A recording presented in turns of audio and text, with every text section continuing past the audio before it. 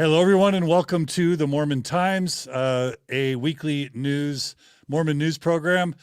We are joined by a distinguished, illustrious panel of Mormon podcasters, including Rebecca Bibliotheca of Mormonish Podcast. Hey, Rebecca.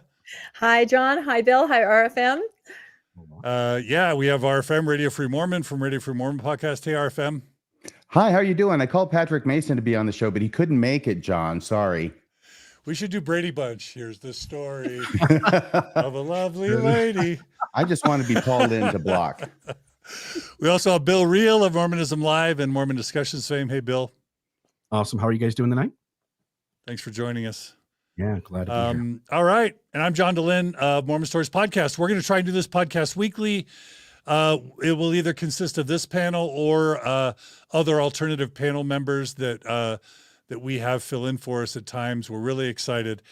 And today we are covering a really significant story, a story that is getting a lot of attention. The title for this episode is Mormon Church Protects Itself from Child Sex Abuse Claims. Breaking news. So that's the story.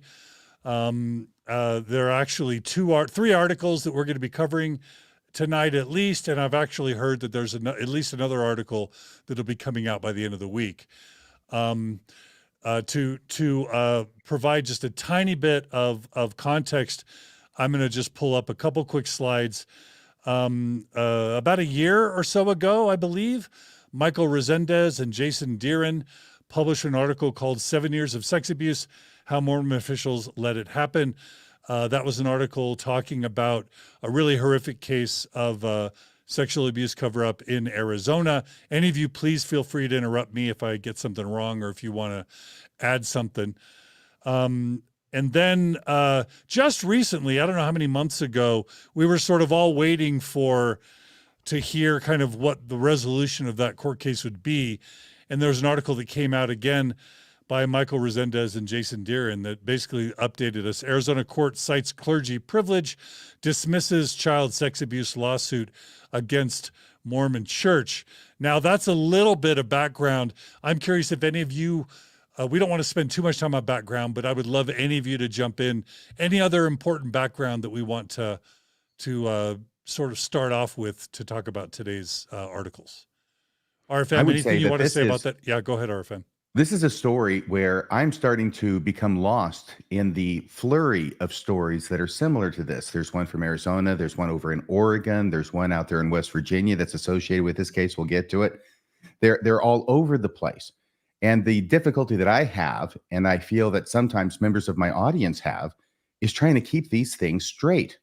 Which is which? Because it's happening everywhere. And this is just another example of the church mishandling a case, or at least in the opinion of many people, mishandling a case to the detriment of victims and to the benefit of abusers. Yeah, if I could jump in and just add, one of my favorite movies of all time is a movie called Spotlight. I recommend all of you check it out, but it's basically about, I believe, the Boston Globe investigating the Catholic priest pedophilia sort of instances that led to a worldwide acknowledgement of systemic priest child sexual abuse and teen sexual abuse. But many are wondering whether the Mormon Church is beginning to have its own spotlight moment. Rebecca, before we jump in, is there anything you want to add? Yeah, I would just really like to commend Michael Resendez for his work and what he's doing. I actually emailed him today and I told him that those of us in the nuanced or post-Mormon world were launching a podcast and we were going to be discussing his work in our inaugural episode. And he said, thank you so much. He appreciated it. And he said, good luck. And I feel, like you said, a flurry of articles, RFM. I think we've just seen the beginning. We know there's information out there. We know there are things that can be uncovered. And I think Michael and others like him are on it. And I would just like to commend him for that so that, as you said, a spotlight can be shown and change can be made. Love it. Bill, anything you want to add before we jump into the articles themselves? I just think we live in a different world today. You know, you live in the age of the internet. So information is at the end of your finger, just typing in a few buttons. And I also think that the world is changing. We're becoming more aware of people who are different than us, people who uh, if I go back 20 years ago, 30 years ago, 50 years ago, generally you tended to all the people that were just like you. And now we live in a world where through social media, through world news, you sort of get to know other people's stories. And because information is prevalent, I just don't think the systemic protections that I think were in place in the past, because of, I think, systems having a degree of privilege, I think some of that's coming to an end. And you're seeing a moment where everybody's kind of having to adjust to how they deal with these things. You can't cover things up. You can't withhold stuff. You can't obfuscate the truth and not have a light shined on it in 2023. Yeah. Yep. Things are getting serious. All right. Well, we do have a live audience. We're streaming this to all of our respective podcast YouTube channels. We're also recording it audio only, and to a couple of Facebook pages as well. But kind of the idea is just for all of us to be promoting the consumption and the study and the discussion of news across our platforms. So we welcome everyone, regardless of which platform you're joining us today. What I think we should do is I'm going to just kind of, I think it might make sense for us to kind of read the article and respond to it. And what I'll ask is just for each panelist just to say pause whenever you want. I'm going to play more of the role of moderator, less of the role of commenter today. We're going to rotate who the moderators are in future episodes. Does that sound all right, everybody? Sounds great. Absolutely. All right. So let's jump in, and maybe I'll do this view so the people can kind of see us as we're reading. So the first article that I'm going to be reading is entitled "Recordings Show How the Mormon Church Protects Itself from Child Sex Abuse Claims." Pause. Go ahead, RFM. This is really, to me, the significance of this article. And I think it may have been too, as well, to the person who made that headline, because we've certainly seen worse examples, both of how the church has acted and the abuse that has been suffered. But the amazing thing here is that they've got recordings now of a church attorney named Rytting, Rytting, a guy from Salt Lake City, coming out and sitting down and having a negotiated settlement with the victims in this case. We have the tapes. We get to hear what happened. It's not just hearing what somebody said happened in the meeting. We actually get to hear it going down. I think that is one of the most remarkable parts of this story. And there's two clips, about a minute long, embedded in this article, which I'm sure you're going to play, John. Absolutely. And I'll apologize in advance. The audio clips don't have the volume level that we would all like. So just when you hear the two little 1 minute clips, just turn up your volume and then turn it back down. Could I add one quick thing? Yeah, please, Rebecca. Yeah. I know it's mentioned somewhere in the article that this is an example of the risk management playbook. And I think if we keep that in mind as we're reading through this, you will really get a window into what that is. If you keep that in mind, this is a detailed account of the church's risk management playbook, which I think a lot of us are seeing for the first time up close. And just to note, Rebecca, when they put that phrase in this, it was in quotation marks. So my assumption is that it's somebody on the conversational that was recorded, that side of things, that used that exact phrase. And I hope Mormon church members will record their conversations more and more. We've tried to, wherever it's legal, we've tried to encourage people to record, interviews with bishops, interviews with stake presidents, visits with general authorities when they speak, because transparency is important. Don't do anything illegal, but there's no accountability if there's no record. And so I agree with you guys. That's a really important part of the story. All right. Well, let's go ahead and read through it. There is a photo of one of the victims, Chelsea Goodrich. It says Chelsea Goodrich poses for a portrait at a friend's house in Ketchum, Idaho on Thursday, September 19th, 2023. It says Ketchum's father, a popular Idaho dentist and former bishop in the Church of Jesus Christ of Latter-day Saints, widely known as the Mormon Church, was excommunicated after sharing details about his relationship with her when she was a child. All right. So let's go ahead and read the article. And again, y'all pause me. So Michael Resendez and Jason Dehlin are the authors, published today. Haley, Idaho. Paul writing, listened as a woman, voice quavering, told him her story. When she was a child, her father, a former bishop in the Church of Jesus Christ of Latter-day Saints, had routinely slipped into bed with her while he was aroused, she said. Now I'm going to pause myself and note that I think that some of this abuse happened while he was a Mormon bishop. And for me, that's important to mention because I was taught growing up as a Mormon and as an adult that Mormon bishops have the gift of what? Discernment. And the stake presidents and church leaders have the gift of discernment. So automatically, I'm just never going to stop highlighting that teaching, because what this means is, if I understand it right, is not only the stake president, but I think the prophet, Mormon prophet himself, approves the calling of bishops. They do. That means that the Mormon prophet and possibly the stake president both were lacking the gift of discernment when this man was called as bishop. Well, they sure got it wrong with Bill. I was going to say, I got a letter when I was called as a bishop. They gave me a letter from church headquarters that had the church president's signature on it that said, you are officially called as a bishop in the church. I still have that somewhere. I don't know where it's at, but I still have it. So when you say, like, you think that's what happens? No, that's what happens. It definitely gets the first presidency's approval, at least in terms of letterhead. Yeah. And it was, so the perpetrator, the dentist, and the former bishop is named John Goodrich, and we'll keep reading. So, let's see. It was March 2017, and Writing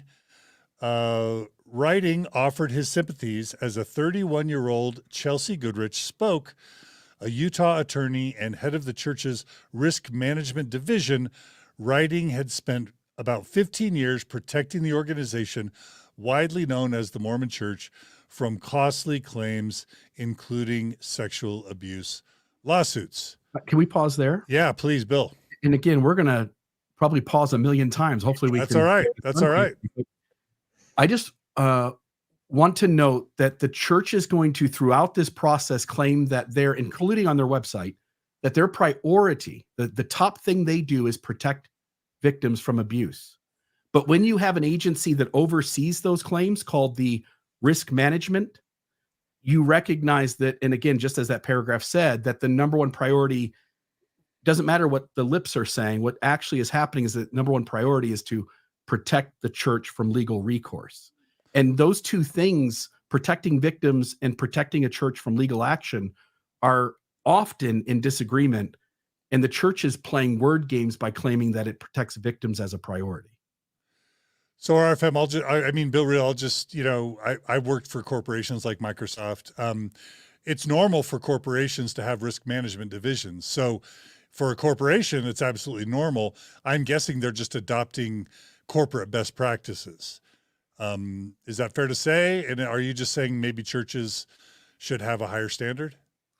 I'm saying that if your wording on your own website is that your priority is to protect victims, but your priority is actually to protect yourself from lawsuits, those are two very different things. And how the church chooses to protect itself is one thing. How the church then articulates that position in a way that's honest is a completely separate thing that we're talking about.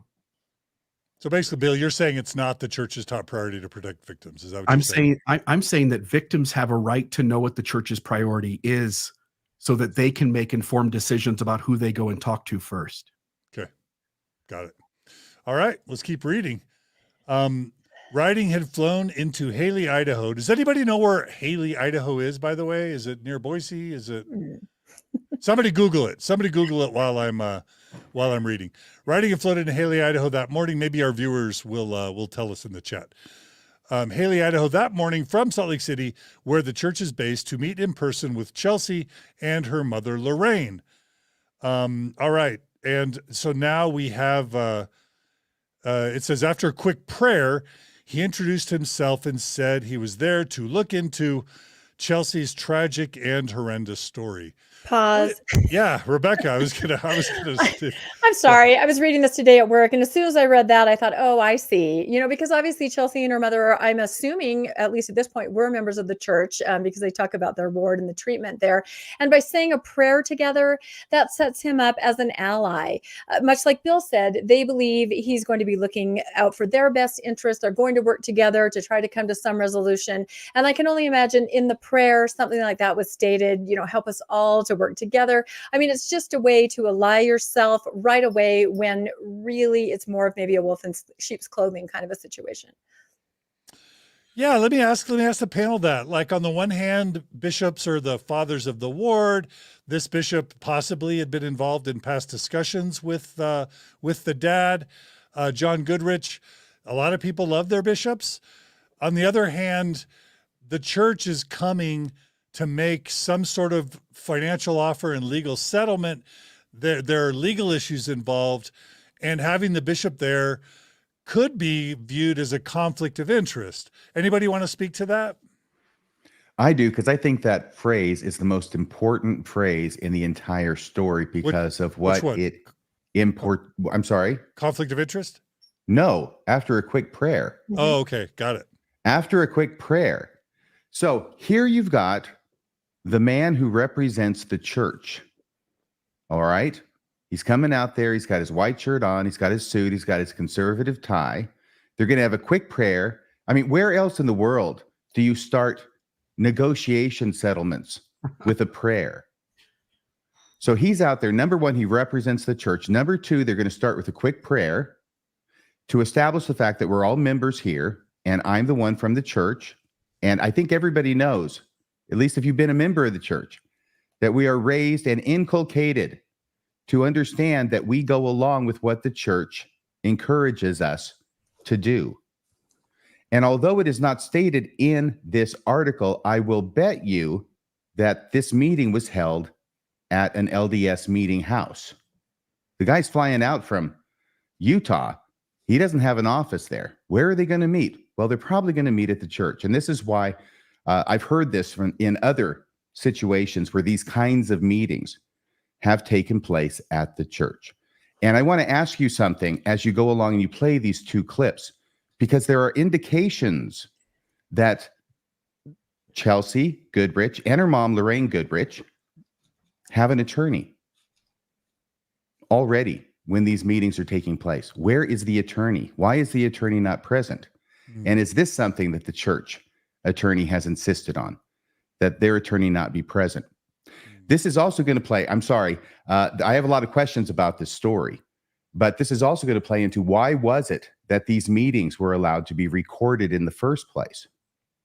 I believe the reason why is so that they could take them back and play them for their attorneys who were not allowed to be present in the meeting and may or may not have been happy about the fact that their clients decided to exclude them from the meeting in favor of meeting with the church's attorney without the attorneys present. You'll hear references to that in both of these 1-minute clips, the idea that they have an attorney currently at the time this meeting is taking place. So I'm seeing a lot of home court advantage going on. And frankly, given the fact that this is a disturbing situation, it's a disturbing subject, nobody likes to talk about it.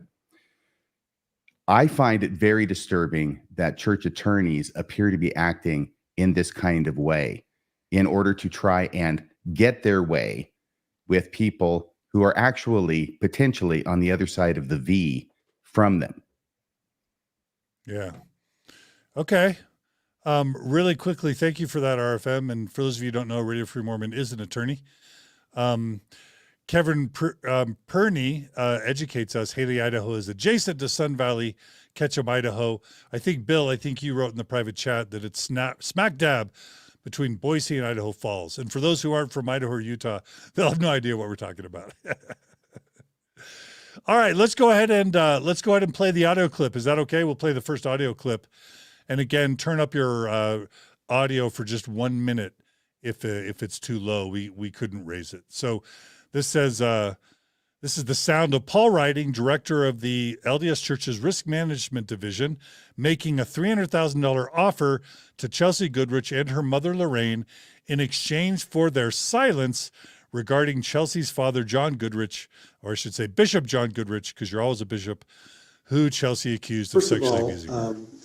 I sent you a letter indicating that the church was prepared to assist up to $90,000. I've been back and I explained a little bit more detail to those who make these decisions and indicated that one of the best ways we can help you to, and is it your mother? Yes, Is my to try to 85-year-old figure mother. a way to, one of the things that you pleaded for is just, can we have this little stability?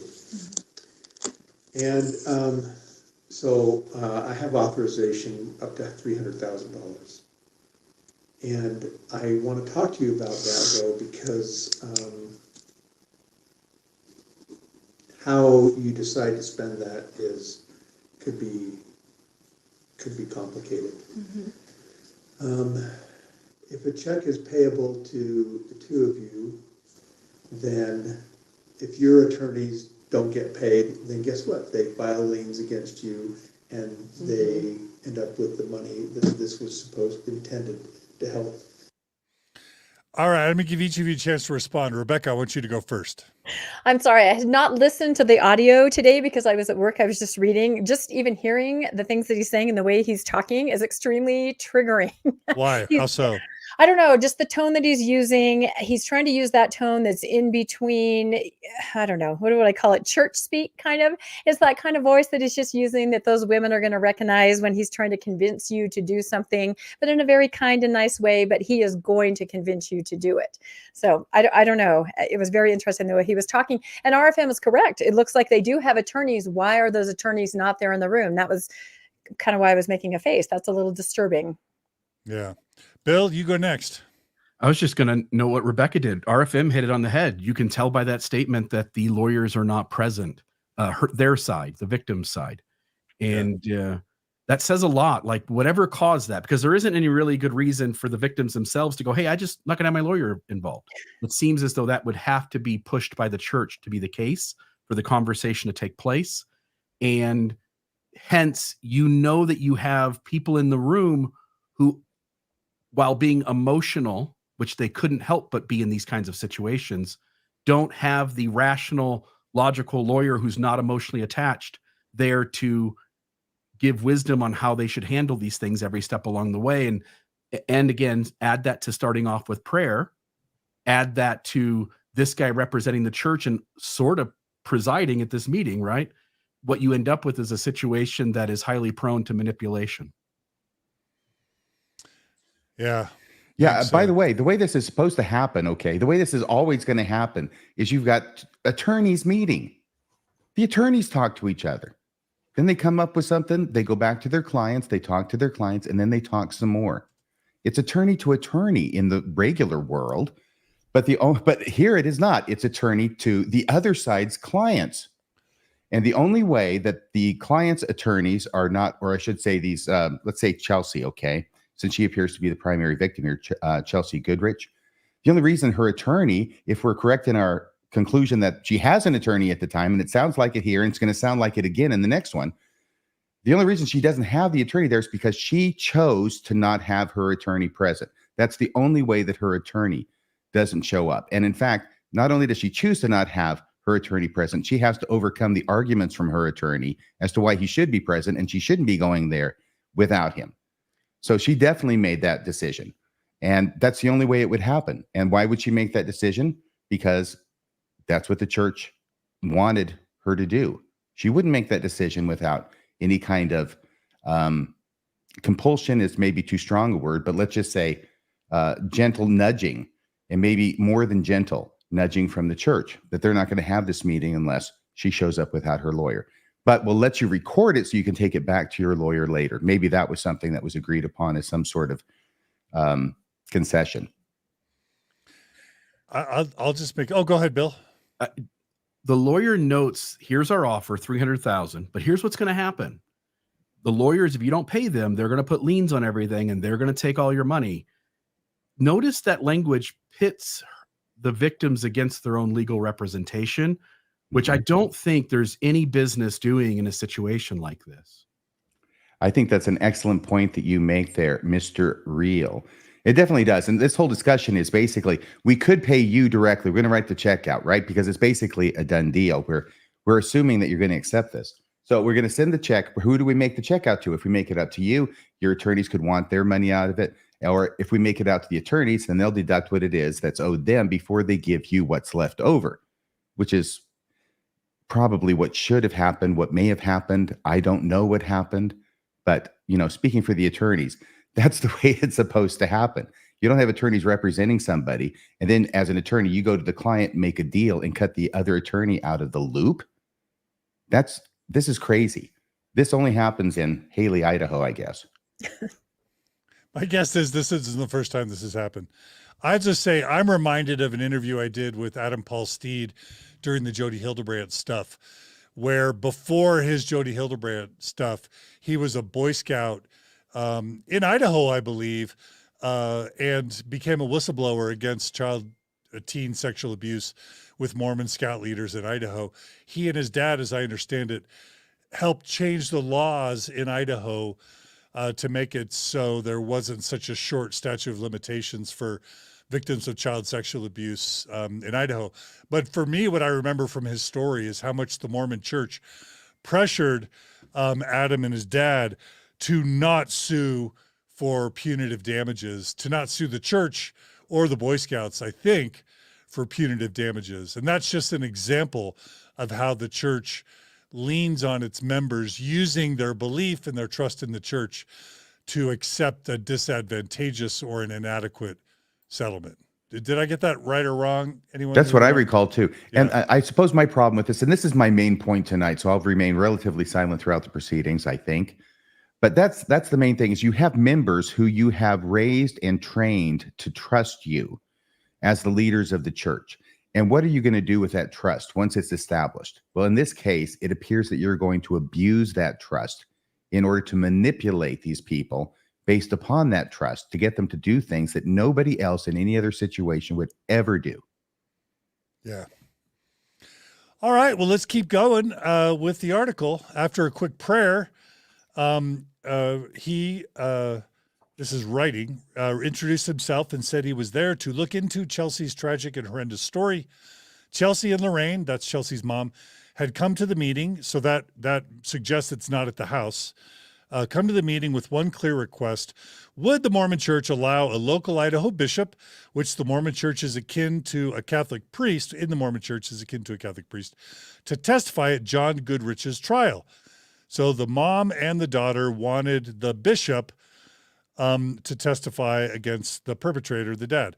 Bishop Michael Miller, who accompanied writing to the meeting, had heard a spiritual confession from Chelsea's father, that is John Goodrich, shortly before John was arrested on charges of sexually abusing her.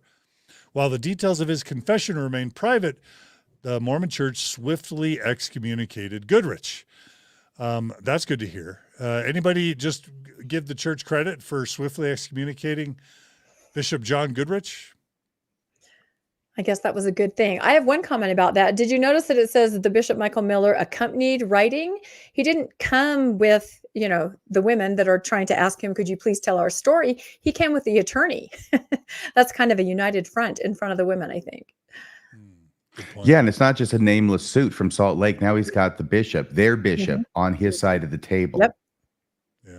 Good point, Rebecca. Good point, Rebecca. All right. Audio recordings of the meetings over the next 4 months obtained by the Associated Press show how writing, despite expressing concern for what he called John's significant sexual transgression, would employ the risk management playbook. That's, Rebecca, you wanted us to remember that term, the RMP, the risk management playbook that has helped the Mormon Church keep child sexual abuse cases secret. I think the church would deny that characterization. In particular, the church would discourage Miller from testifying, citing an Idaho law that exempts clergy from having to divulge information about child sex abuse that is gleaned in a confession. Without Miller's testimony, this is important, prosecutors dropped the charges, telling Lorraine that her impending divorce and the years that had passed since Chelsea's alleged abuse might prejudice jurors. RFM, help us interpret that legal speak, will you? Yeah, I take exception to it because I think it's mischaracterizing the nature of things. I don't blame Lorraine or Chelsea Goodrich for not understanding the law in Idaho, but to come to the church and ask the church for its help in having the bishop testify as to what John Goodrich, the perpetrator, told him in a confession is completely backward, because the church has no power to keep him from testifying. I mean, I suppose they could tell him, we don't want you to testify. You got to be careful there, because that's called tampering with a witness, and that's a felony in most states. But there is a clergy penitent privilege that attaches under the law in Idaho. I looked it up. It's the same as in lots of states, same as in this state. It's been there for a long time, since probably before the founding of the country. But that privilege belongs to one person and one person only. And in this situation, it's John Goodrich. He holds the keys to that. And he can allow the bishop to testify. Of course, he'd be nuts to allow him to testify as to what John Goodrich told him in a confessional setting. But it's not the church's prerogative. It's not the church's privilege, and it's not the bishop's privilege. It is John Goodrich's privilege. And frankly, there's no attorney in the world that I know of, and I know a few, who would ever go to trial or go to court and not invoke on behalf of their client a priest or clergy penitent privilege in a situation such as this. So it's not remarkable to me at all that it would be invoked. It would be invoked by John Goodrich or his attorney on his behalf. And that's kind of the end of the story from my point of view. What do you think? Any other thoughts from the panel? Will you put that back up for just a moment? There's a sentence text? there. The text? Okay. Where it says about being exempt. I'm just trying to find the spot here. In particular, he would discourage Miller from testifying, citing a law that exempts clergy from having to divulge. There's a big difference in this world between rules that somebody is absolutely not allowed to do something and they may or may not do something. And the church is articulating the argument almost as if, like, sorry, our hands are tied. It's just an absolute no here. We just can't violate the laws. When in reality, the laws allow either or. It really feels sort of carefully worded, and it doesn't feel like an appropriate way to present to the victims what the rules are and why you're handling it the way that you are. You're muted, RFM. No, I'm not. I don't know what you're talking about. Okay. Mr. Dehlin, if that is your real name. You're not muted. So, no, there is an important distinction to make here, and I'm not sure it's been made enough or that it's clear enough. There are two completely separate issues at play in these cases, and sometimes they get conflated together, much to a lot of people's confusion. There is the privilege, which I've just described, and I won't describe again, okay? There's also reporting requirements, and those are completely separate, and sometimes they're in completely separate statutes. Now, the privilege is ironclad in the state of Utah. I looked it up, and I have it here in front of me, and it says this. I could give you the title if you want. It's in their evidence rules. They have them in their evidence rules in Washington. Some of them are in the evidence rules, others are in statutes, but this is under Chapter 2, Witnesses, Sub 3. A clergyman or priest cannot, without the consent of the person making the confession, be examined as to any confession made to him in his professional character in the course of discipline enjoined by the church to which he belongs, period. And that's the end of the privilege. And this is number 3 because there's all the other privileges in here: attorney-client, husband-wife privilege, physician-patient privilege. All the different privileges are there. But the reporting requirement is something completely different, and it's not mentioned there. So, for instance, like in Arizona, where they have the same privilege, a bishop is allowed to contact law enforcement and report what it is that was just confessed to him, but that's a reporting issue. It's not a testifying issue at court later on if it comes to court, because you can have both those things existing at the same time, and they do apparently in Arizona. It's not that uncommon that a bishop can report or a priest can report what is told to him in confession. If it is that bad, it's up to them as to whether they make that. They have that option. But just because they report it and can report it to police doesn't mean that they can then testify about it at trial without the consent of the person making the confession. Did that Thanks, make Arthur. anything more clear? That's great. We appreciate that The analysis. question is, Arthur. did they take the time to explain that to them? Right? Like, as the victims, do they understand how all of this works? And hopefully, again, their attorneys are involved, but to some extent, not involved enough because they're not in the room with them. The point I want to make, and Rebecca, I want to get you in if you want to say anything else, but it's that at least in the cases of Arizona, Idaho, and Utah, the Mormon Church has a disproportionately high representation in the state legislatures. Obviously, the Mormon Church dominates the Utah state legislature, and I'm only assuming that they have a disproportional representation in Idaho and Arizona. So when the church is like, oh, we got to follow the law, well, that's not quite accurate, because I think the church is making the law, and I believe the church is making the law not with the top priority. Well, I mean, I guess that's a question. The church would say, and we've covered this before, the church would say they advocate for privilege. I guess the, parishioner priest privilege, I'm getting the term wrong, but the church would say they advocate for that because maybe a member of the church wouldn't feel safe to confess and repent with the bishop if they didn't believe that their confessions were protected. So I think that's why, if they believe the bishop was going to turn them into the police. So I believe that's why the church would claim they advocate for these sorts of exemptions in the law in states where they control the states. I think others would probably accuse the church of doing this to minimize their potential legal liability. Any comments? Rebecca, did you want to jump in on any of this? Yeah, I know in one of these articles, there were several that we were reading, they definitely made the point that the church lobbies hard, along with the Catholic Church. Jehovah's Witnesses were the ones that were mentioned, to not have any of these laws, to not make clergy mandatory reporters. I went to the Capitol, I think it was last year, with a sign. There was something going on in the legislature about mandatory reporting. Of course, it didn't pass, but they definitely seem to work really hard to lobby against this kind of thing. And I know what they believe, or at least say they believe, is exactly what you say, John, that, well, this will stop people from coming in and confessing.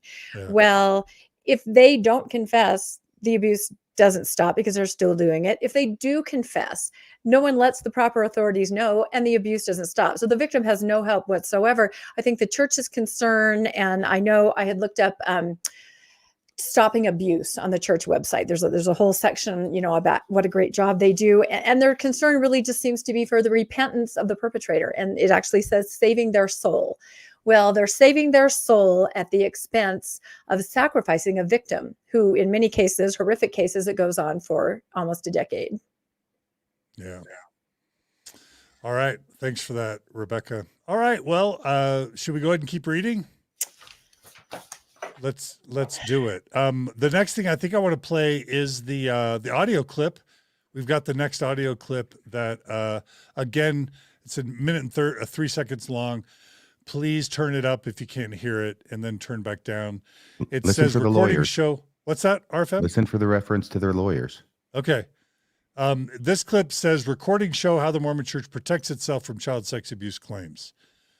Sound of Paul Riding, director of the Risk Management Division for the LDS Church, explaining the $300,000 confidentiality agreement to Lorraine Goodrich, the mother of Chelsea Goodrich, who accused her father, John Goodrich, of sexually abusing her. I think this is the second clip. Let's roll it. We both agree that we will not disclose that we've settled with you, and you will not disclose that you've settled with the church, other than your attorney or financial advisors, and they must maintain confidentiality as well. Okay. Second paragraph, I'll be interested in your response, but the recommendation is that you acknowledge that there's been some recordings made of all of our communications, and that you agree to destroy those recordings within 10 days of signing this. And I guess the reason why that is I've had my deposition taken before. And if your attorney wants to listen to it, take the right piece that mischaracterized what we were talking about for 25 minutes, and they would just want to take the statement that is 30 seconds or 20 seconds. Take it out of context. I don't have any way to defend whether or not it's going to be taken out of context or not. So that's why that's in there. All right. Bill, let's have you go first this time. Let's give you each a chance to give one reaction. So Bill, unmute yourself and tell us what your one reaction is. Do you think that that's the number one reason why they don't want the audio shared? And if it's not, then you shouldn't tell somebody that's your main reason. So Bill, you're claiming that his motive for the church in requesting that they not destroy the recordings is that he's worried that he might be mischaracterized. Is that right? I think most audio of this type against the LDS church actually hurts the church worse when it's shown in its full entirety. Take a disciplinary court transcript or audio, for instance. I know a little bit about that recording. Yeah. RFM, you go next, then Rebecca. Really quick, you did catch the two references to their attorneys in that one in the middle about your attorneys might want to listen to it, and then toward the end talking about your attorney could take a snippet out of context, and that's why your attorney, Chelsea, your attorney, Lorraine, why your attorneys are also bound by this same confidentiality as to destroying these tapes. Okay. Rebecca, what do you want to add? Anything? Just that tone is so triggering. You can just hear that he's acting like their friend, like they're on the same side. He's putting questions out, even getting Chelsea or Lorraine, which other one that said, yeah, out of context. He's just leading them to completely agree with what he's asking. Yeah. Yeah. And what did you guys think about that language? I've been authorized to approve up to $300,000. I would just not think of a church official using that. I mean, that's total corporate language, I'm sure. It's total attorney's language. But well, it's total insurance language. This is when you're settling a PI case with an insurance representative. I was just going to think, how much would Jesus authorize for a sex abuse settlement? It's weird hearing that come from a church leader, right? It is. And that's the strangeness of it, because this is what an insurance rep says. They come in authorized to give this much. Then you talk a bit. Then they go back to the people who have the authorization keys. Let's call them keys, shall we? As to how much they're allowed to spend on this case. And then they go back, they get a higher authorization. And then you come back and maybe you can work something out. But that's what I think of when I hear this language. What I think that they want Lorraine and Chelsea to hear is that I have to go back to unspecified people above me, which may or may not include some or all of the members of the top 15. Yeah. Okay, that's interesting. I think I would guess that it would be interesting or useful for members to kind of hear how the sausage is made in terms of these negotiations, because I have direct knowledge that these negotiations are happening monthly in a reasonably large number, because I know attorneys that are involved in these negotiations and they've talked to me about them. So the church has, just like this, as I understand it, a big long list of monthly settlements that they're constantly making. So I'm going to take the position that it's my understanding that this sort of thing we're hearing about is not rare. This is a regular thing that Kurt and McConkie attorneys do. All right, let's keep going. Pause me when you want. It says writing would also offer hundreds of thousands of dollars in exchange for a confidentiality agreement and a pledge by Chelsea and Lorraine to destroy their recordings of the meetings, which they had made at the recommendation of an attorney with writing's knowledge. Today, John Goodrich, who did not respond to the AP's questions, is a free man practicing dentistry in Idaho. Let me just ask, is $300,000 the right amount? And if the church is offering $300,000, it must be admitting some sort of guilt. And if it's admitting guilt, what guilt do we guess the church is admitting here? And I know it'll probably talk about it more as we go on, but does anyone have any theories about any of those questions? First of all, is $300,000 the right amount or not? Too low, too high? I was curious about that because at first he offered 90 and then suddenly jumped to 300. What happened in between? It's not like a small increment. Oh, now we'll give you 110. Okay. Yeah. I mean, it went from 90 to 300. Something happened. Yeah. Something. That's a good point. I do wonder how many people take the lowball offer, without knowing they could have pressed a little, and the church's legal guy could have gone back to the higher ups and asked a few questions, made a few statements, and came back with an offer that was, 3.5 times as high. They know now. I mean, I'm curious, so I think a lot of us who saw the church as the one true church, or who still do, sort of hold the church to this higher standard of expecting them to act in some sort of Christ-like way that sets it apart from a corporation. On the other hand, I could hear practical, believing progressive Mormons say, hey, look, it's a corporation. It's going to act like a corporation when it's doing things like legal settlements. But this idea of lowballing and then negotiating and then coming up if they feel threatened, that does feel unseemly to me, again, as the church that claims to be the Church of Jesus Christ, especially knowing it's got $200 billion in wealth and assets at least.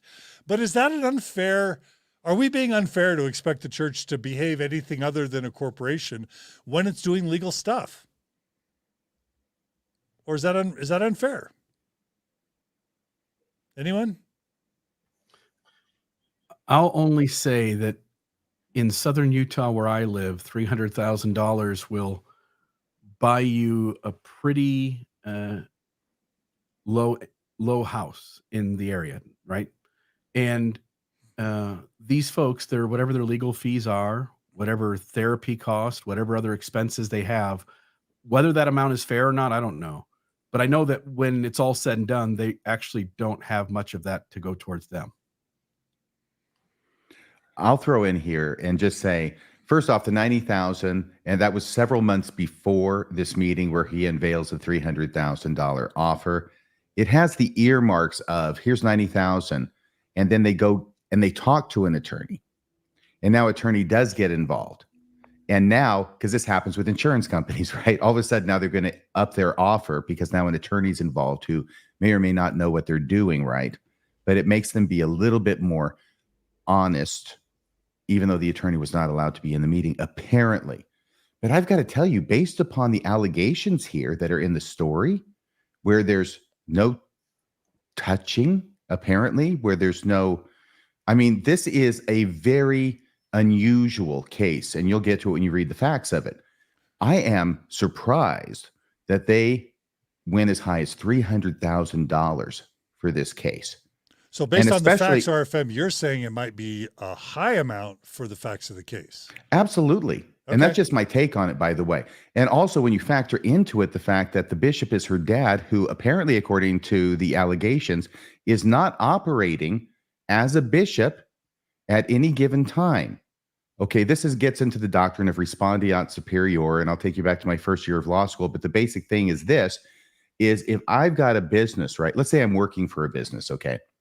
And I go and I am, as the person in the business, doing my job for the business, making deliveries, whatever it is, and I hit somebody in a company vehicle and I injure them. Now, not only am I liable, but also the company's liable. And that's important because usually companies have deeper pockets than individual employees.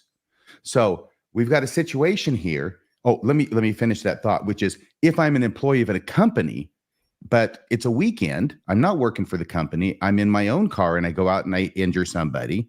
Now I'm on the hot seat, but the company isn't, because I was not acting in my capacity as an employee of the company at the time it happened. Okay. Does that part make sense so far?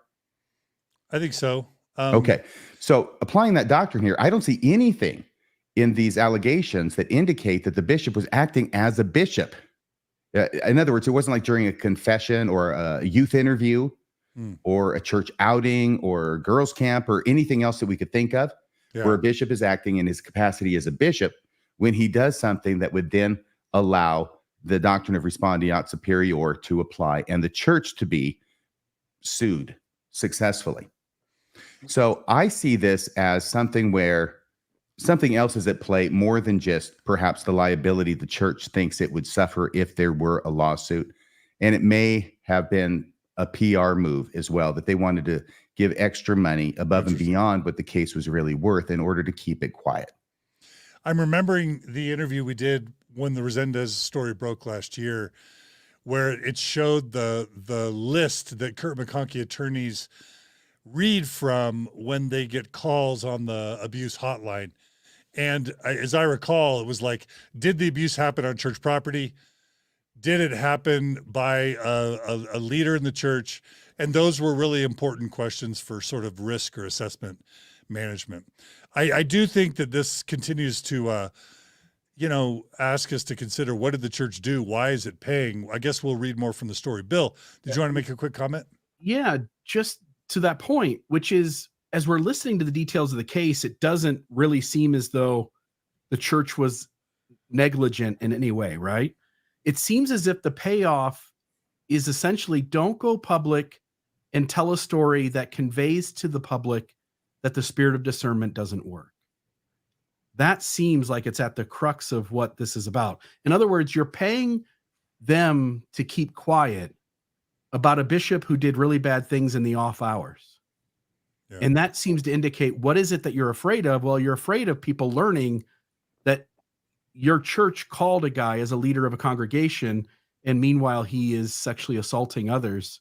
Yeah. The spirit of discernment doesn't work in spite of what Elder Eyring tells us. Right. I think you could also say that, doesn't a bishop have the mantle at all times? That's what I was taught. A bishop is always a bishop, whatever he's doing. So that does speak to discernment too.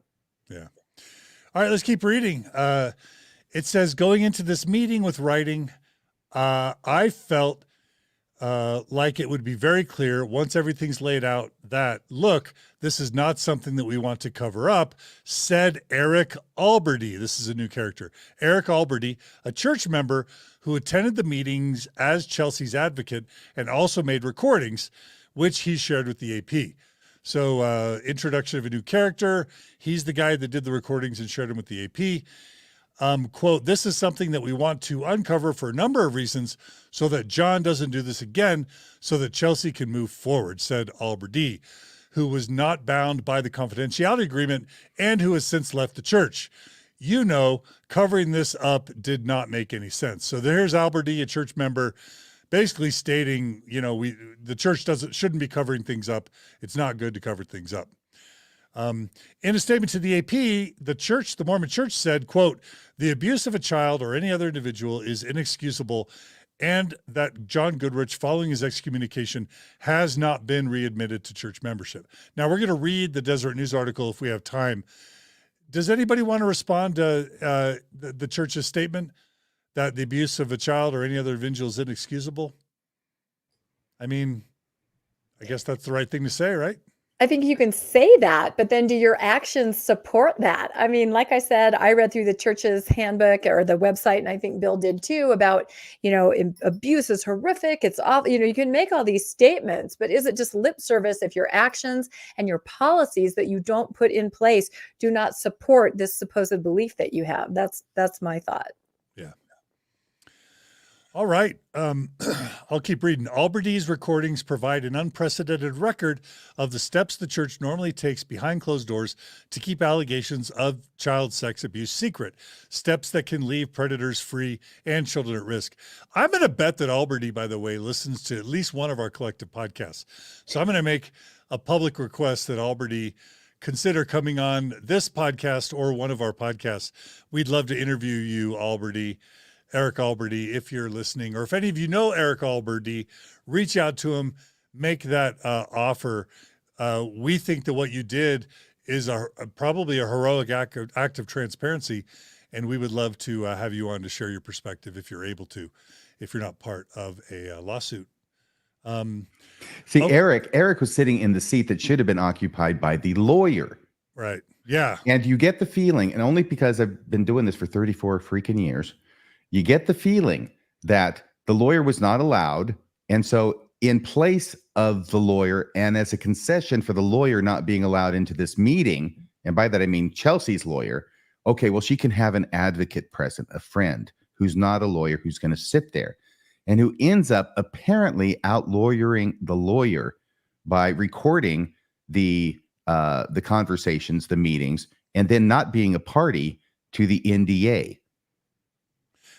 I'll just say I can predict something that's going to happen.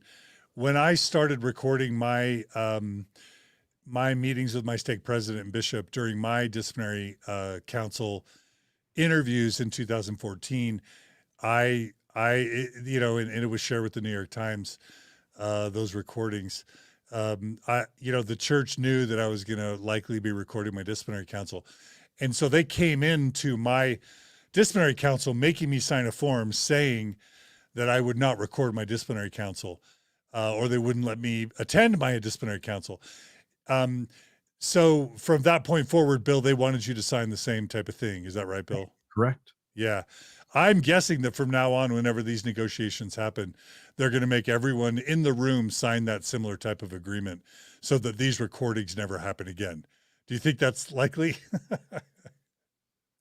The church knows how to protect its secrets. I mean, when we cover issues like this, or when whistleblowers, the church learns and then they adapt their policy to make themselves less and less vulnerable.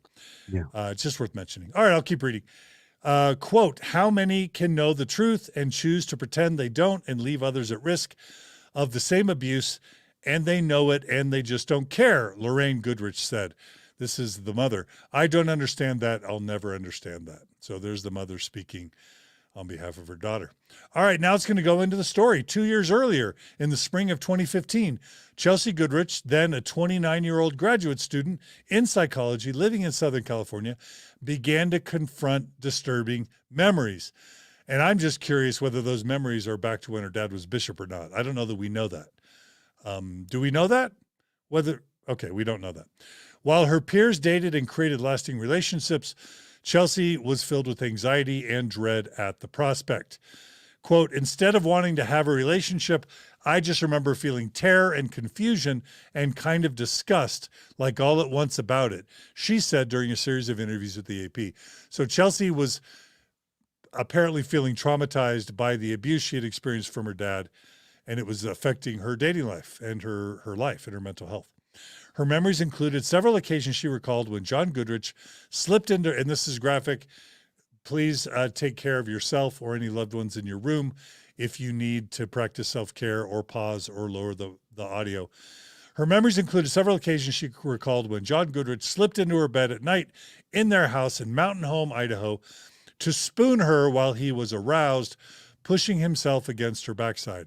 On one occasion, when she was 9, she remembered her father had apologized to her for being aroused while they were playing in the family swimming pool and told her not to tell her mother. That's disturbing. The last similar incident Chelsea recalls occurred during a school field trip to Washington, D.C. This is the last one, so I'm assuming there's some in the middle there, where her father admits, and he admits this, climbed into bed with her in a state of arousal and slipped close behind her. John Goodrich admitted that during a recorded conversation obtained by the AP with Chelsea, Lorraine, and one of Chelsea's brothers. So this isn't a case of he said, she said. This is the dad admitting this. Goes on to say Lorraine and Chelsea had been recording their confrontations with John about the alleged abuse, which they would later turn over to the police. While grappling with these memories, Chelsea met a Mormon friend she came to trust and with whom she shared these unsettling remembrances. Her new friend told her that her father, and this is a weird plot twist, her father, none other than Paul Riding, was a high church official when often dealt with sexual abuse complaints and suggested Chelsea contact him. How weird is that she makes friends with Riding's daughter? Anybody surprised by that? That is a plot twist because I feel Paul entered her life as a friend, a very safe connection, a friend's father. And I'm sure that she believed, and I think probably the friend believed too, oh, you can get help from my dad. He works for the church. He works to advocate for abuse victims. I'm sure that's what they thought. And it's just like slipping in the back door right there through very friendly channels. Yeah. Anyone else think that's weird or have any other comments on the story so far, or should we keep reading? It's certainly an unusual coincidence. Yeah. Yeah, absolutely. All right. Let's keep reading. So, unbeknownst to Chelsea, who believed Riding's main responsibility was to aid victims At about that time, he was deeply involved in defending the church in a highly publicized West Virginia child sex abuse lawsuit. Several Mormon families had accused the church of allowing Mormon sex abuser Christopher Michael Jensen to babysit for their children, whom he allegedly abused. Jensen was sentenced to serve 35 to 75 years in prison after he was found guilty of abusing two of the children. This West Virginia case has been covered a lot. It was a big, big payout. And y'all should go check that out. Vice News covered that, I think, and other media outlets did as well. As revealed by the AP last year, Writing made sworn statements in that case, which were sealed by a judge and obtained by the AP, describing the management of the sensitive church helpline. I referred to a hotline as a hotline, I think, a phone number set up by the church for bishops to report instances of child sex abuse. Church officials say that they don't keep any records of the reports to the helpline. It's covered later in the article, but anyone find that disturbing that the helpline destroys notes at the end of each day? That was uncovered last year in Resendez's article as well. Well, yeah, from my point of view, what they're doing is they're proactively getting rid of any evidence that might be unhelpful for the church in any future lawsuits. Yeah, absolutely. Why else would they allegedly delete? They use that term later. Maybe they say they delete it or destroy it, but maybe they don't. All right. But can I say one thing? Yeah, Rebecca, please. Interesting that they think that the evidence or the whatever is in those records from the hotline is going to hurt them, right? You would think people might also want to save it if they think, okay, this will validate what we're doing. This will, make people understand. Instead, they just delete it. Why do they think it's only going to hurt them? That's interesting. Yeah, and I'll just say, why would Jesus's church delete the records of abuse victims calling their helpline? Like, how in the world is that behavior becoming of Jesus's church? Well, maybe it isn't. Maybe that's not the truth at all, John. Maybe they do keep the records and they were just lying about it because that's what Jesus would do. But that's also a problem, right? All right. Let's see. Writing also revealed the lengths to which the church goes to ensure confidentiality for perpetrators who make spiritual confessions. So this is Writing quoting previous coverage. Quote, disciplinary proceedings are subject to the highest confidentiality possible. Writing said in one affidavit, if members have had any concerns that the disciplinary files could be read by a secular judge or attorneys or be present to a jury as evidence in a public trial, their willingness to confess and repent and for their souls to be saved would be seriously compromised. So there's that argument that we fight for confidentiality for the sake of the members and their ability to repent.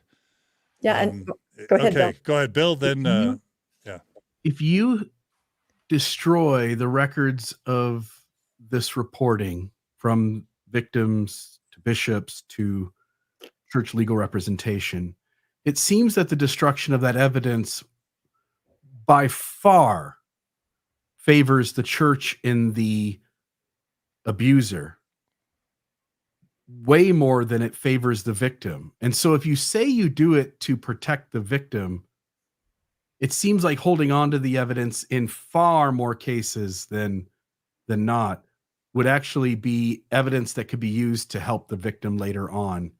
And so I do find it strange that the church is saying one thing, but logically it seems to be something else. Rebecca, were you going to add something? Yeah, of course, I have my stuff printed out, hard copy here. I have 3 stars by that statement right there, because I kind of touched on this before, how I kind of feel that they're saying, oh, don't be concerned about any, processes of man or a court or anything like that. Don't let that stop you. We need to save your soul. And that's the key. The church is trying to operate above anything to do with a court, anything of man, right? It's all about the eternal soul and repentance. It doesn't matter what happens to victims. It doesn't matter what happens in the real world. It's all this otherworldly view, and the importance is placed on the perpetrator, that he needs to repent and his soul needs to be saved. The victim, they can work that out. They can figure that out, but it's important to support the perpetrator. That's how I kind of take it. Thanks, Rebecca. All right. It goes on to say, Writing did not respond to telephone calls or an email with a list of questions. In its statement, the church noted that Goodrich's, quote, communications with his bishop were protected by Idaho state law. Only the perpetrator could release the bishop from his obligation under the clergy penitent privilege, and he refused to do so. RFM, you're nodding your head. Are you saying that sounds right? Yeah, of course he would. By the way, to make this very clear, and you'll come to a sentence in the article shortly that shows how the church uses the privileges to its advantage. The first one is the priest penitent. That's what it was when I went to law school back in the 80s. Now it's been expanded to the clergy penitent because we want to be inclusive beyond just the Catholic Church. The clergy penitent privilege, right? We've talked about that. And so whatever the let's just say John Goodrich tells his bishop in a confessional setting is privileged, right? That's the clergy penitent privilege.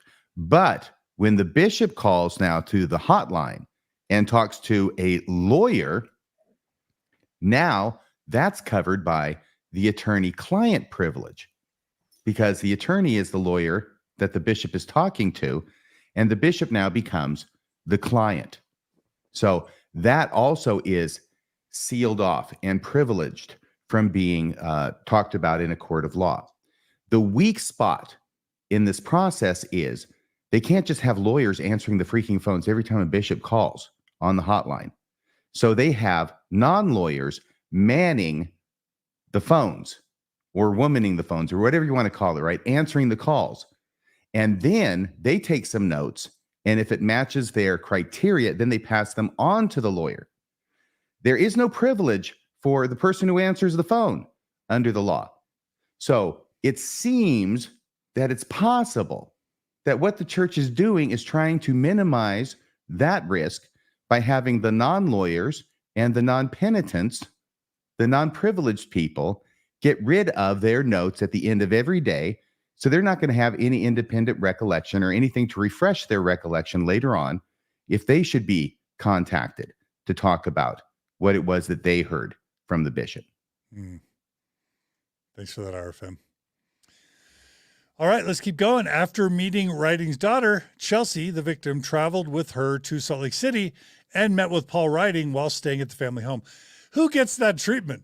Who gets to travel with the daughter of a Kurt McConkie church lawyer to go meet with him in Salt Lake City and meet in the guy's home? Like you could argue that's really kind personal service on the part of Riding, right? I mean, we don't have to ascribe sinister motives to that. We could say he's reaching out to the one. I don't know, but it's just bizarre levels of individual and personal care and concern. It is. Of course, she doesn't say anything to him during that visit about what happened to her. Oh, okay. All right. At that time, Chelsea didn't feel ready to discuss her memories, like RFM just said, and kept them to herself, she said. But she eventually told her mother, and when Lorraine Goodrich confronted her husband in their Idaho home in July of 2015, John confirmed becoming aroused while around his daughter, but denied any direct sexual contact, according to recordings of the conversations. So that's your point, RFM, that there was no direct sexual contact, according to the dad, John. In one recorded conversation with Chelsea and Lorraine, John blamed the devil for his decision to climb into bed with his 13-year-old daughter after hearing sexual activity in an adjoining hotel room during the trip to Washington. Quote, "The adversary, I'm sure, worked on me," he said, using a church term for Satan. Quote, "And that's when it was going through my mind when I climbed in bed with Chelsea and was really aroused with the intent of spooning and snuggling you, but I didn't." Do y'all want to talk about the functional value in his mind of invoking Satan and the devil in his conversation with his daughter and wife? Do I have to spell it out? Why don't one of you spell it out? Rebecca, spell it out for us. Oh, it just removes his accountability completely. The devil made him do it, right? There's a reason that's a common phrase. It removes him and any culpability from his actions. And I'm not challenging you, but I would soften it a little bit. I would say it spreads accountability. Maybe he's got a little bit, but Right. Satan was the prime mover here. but maybe is that fair, Rebecca? Weakens Oh, I accountability. think so. No, of Yeah. course. I mean, and it's hard to look at yourself when you do something and you don't understand. I mean, not to this level we're talking about here, but it is a very nice, comforting thought to think, well, maybe it wasn't me. Maybe there's some outside forces working on me. And instead of it originating with me, this act or action, I was just susceptible to something that kind of influenced me. So yeah, I would agree with you. Yeah, it's not just Satan. It's that enthusiastic couple in the adjoining motel room. Exactly. Yeah. Just to note too, I mean, not just with Satan. I mean, and it's not just Mormonism. It could be Christianity at large, and other religions do this too. But when you have theology that says that God will bring things to your remembrance, God will inspire you to think certain thoughts, or Satan is going to tempt you and place certain thoughts in your mind. You have these women and men who end up doing great harm to their own children, who say, God told me to do that. There seems to be in religion this ability to not take seriously that something's unstable about what's going on with the way I think, but instead it might be God or it might be Satan who are doing something to me. And it sort of muddies the rational process of people actually going like, whoa, something's not right about me. There are thoughts in my head that are causing me to think about doing harm to somebody. And rather than go to a hospital or see a professional and get help, I deal with that in the religious paradigm, the religious lens. And I go like, oh, like that's just Satan or Heavenly Father. And it sort of keeps a human being from doing the real work of becoming a good human being and dealing with their unhealthiness by seeing a professional. Fair, Bill. And I'm remembering our coverage of the book Visions of Glory and the whole Chad Dable and Lori Vallow thing. It starts with the New Testament, because the New Testament talks about demonic possessions and Jesus casting out demons from people. But the Mormon Church has taken that doctrine and run with it. And then books like Visions of Glory and others. I remember growing up being taught about demonic possessions in a Mormon context, not just the Exorcist movie, which we know our RFM loves. But this idea of demonic possession is a Mormon doctrine, and it's problematic. Because like you say, Bill, seeing a mental health professional is going to be a much better approach than like trying to pray to make Satan have less of a magical influence over your thoughts and actions. It's a good point. Yep. The power of RFM compels you, John. I'm compelled. All right. With his marriage and family in turmoil, John revealed details of his relationship with Chelsea to visiting relatives, according to written statements from the relatives, which was ultimately submitted to authorities. They urged him to go to the police. When John said he'd rather talk to a bishop, the Goodrich relatives drove him to Miller's home, where John made his confession. Less than a year later, on September 1st, 2016, Chelsea and her mother met with Mountain Home Police and played the recordings of their conversations with John.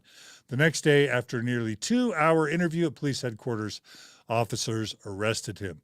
Quote, "Nothing happened," John protested, as police cuffed him during a video interview obtained by the AP. Quote, "I'm not ashamed of anything." What do we make of John getting handcuffed and saying, "I'm not ashamed of anything"? What does that mean? Panelists, anyone?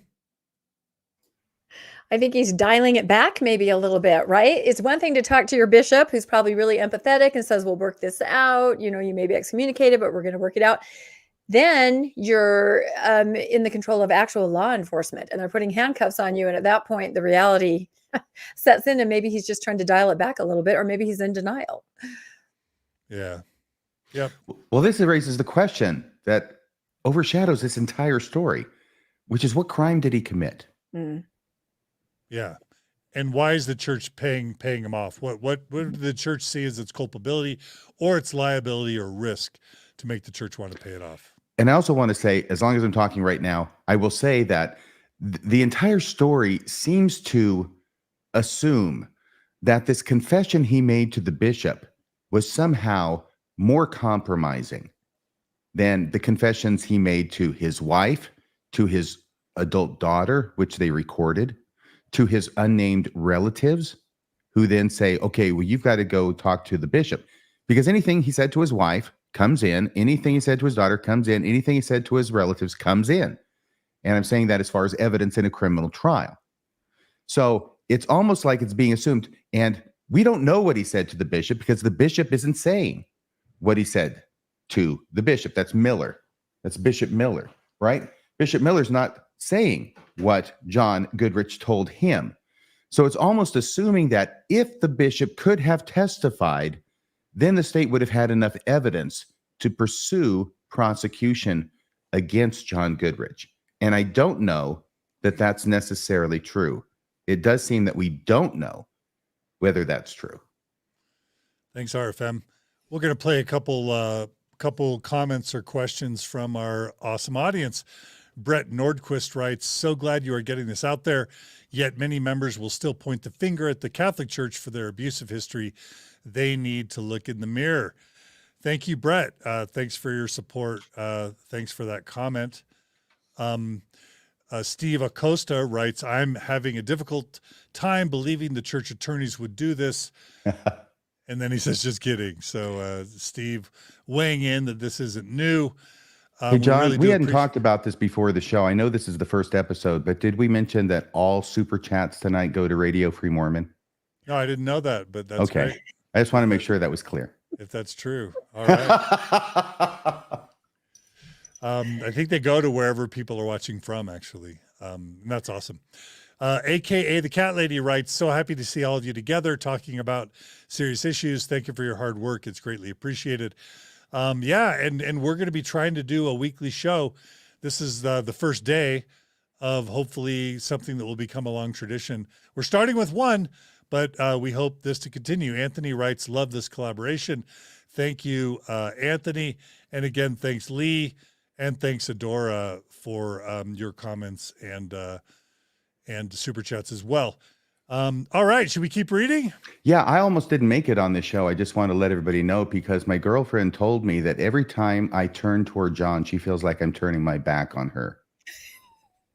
That's good. Hey, Wendy. What do you think about that, John? I don't know. I don't think you would turn your back on me, RFM. Maybe you would.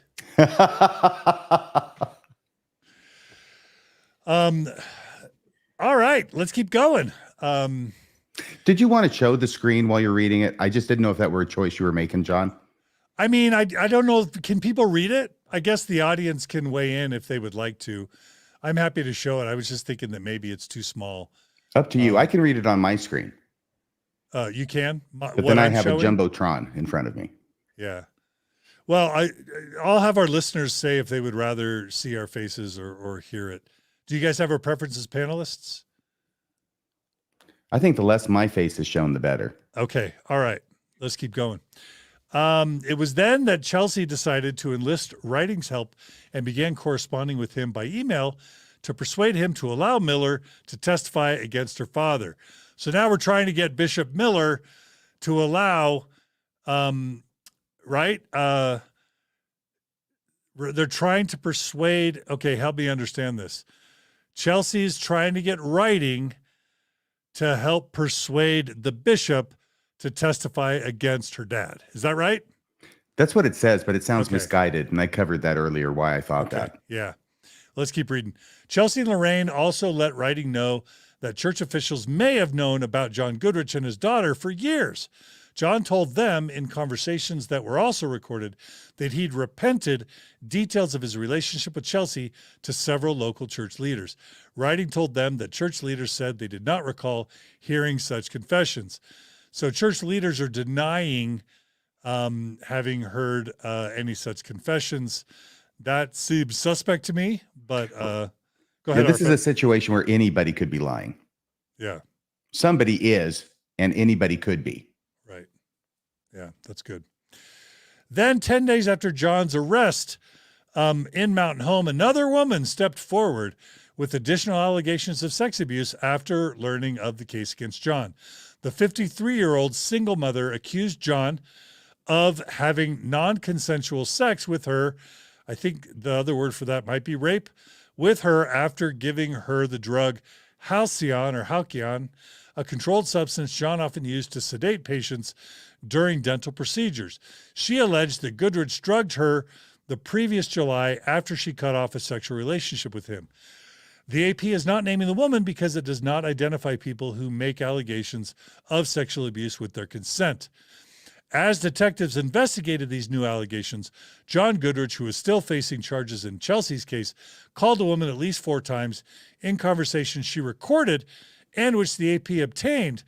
In these conversations, Goodrich asked her to lie to police while admitting he drugged her, even as he tried to minimize his actions and repeatedly apologized. Quote, "It was fun as heck, but it was wrong." Quote, close quote, he said in a recorded conversation. Quote, "Just out of principle, it was wrong, and I'm mad as hell at myself," close quote, says Bishop John Goodrich. Rebecca, what's wrong with that? What's wrong with that, Rebecca? Okay, you know how I had 2 stars on that other statement? I have like 20 stars right there. I'm sorry. It was fun as heck. Okay. This is exactly why these things need to be reported, because here he is out doing the same thing again to someone else. And we don't even know, there might even be more that will come forward now that his name is out here. It was fun as heck, but it was wrong. I'm just mad as hell at myself. This does not really sound like a repentant person. And again, he's out there, he's dealing with people, he's dealing with, it sounds like, patients, he's a dentist, and he has these 2 things that we know allegedly that he's done. I just think the church needs to look at, when they protect the perpetrator, that means the perpetrator has access to other victims. And here's this woman. I'm just like crazy enraged that this guy's not in jail for drug raping victims. And we're going to learn why he's not in jail, I guess, in just a second. Well, if those facts are correct, why weren't there allegations filed against him of witness tampering? That's a good question. Yeah. Yeah, if they knew all that. Maybe we'll find out later. If you call a witness and tell them to lie, that's a felony, like I say, in this state and in most states. Yeah, that's good. Good point, RFM. Let's keep reading. In July 2017, prosecutors dropped charges against Goodrich related to Chelsea's allegations. Do we know why? 6 months later, a prosecutor in a neighboring county was crafting a plea deal in which he again would escape sex crime charges. In the end, John Goodrich pleaded guilty to distribution of a controlled substance, halcyon, and a judge sentenced him to 90 days in jail and 3 years of probation. So he was charged. He did a plea. It was reduced not to rape or whatever the, charge would be. It was just something around a controlled substance. What do we think about that plea deal, RFM, as an attorney? What I think is I don't have enough information to know whether that's a good plea deal. I mean, sometimes as a lawyer, sometimes you get gifts, right? Sometimes the prosecutor will offer you something you never ever thought you'd get, and you go, deal. But usually that's not the way it is. Usually there's facts behind it, and there's weaknesses in the sex case that we're not being apprised of, because this is a story. This is a side part of a story that's about something else. So there were probably problems with the case that resulted in this. And if we knew all the facts, it would make more sense than it does just looking at it in this paragraph. Thanks, RFM.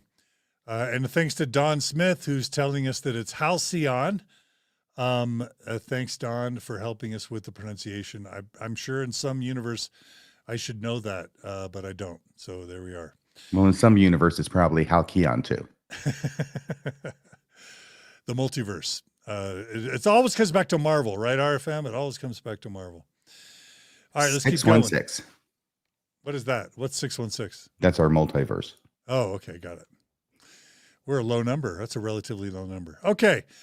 At the initial meeting with Chelsea and Lorraine, writing said the clergy penitent privilege law made it next to impossible for Miller to testify against John Goodrich.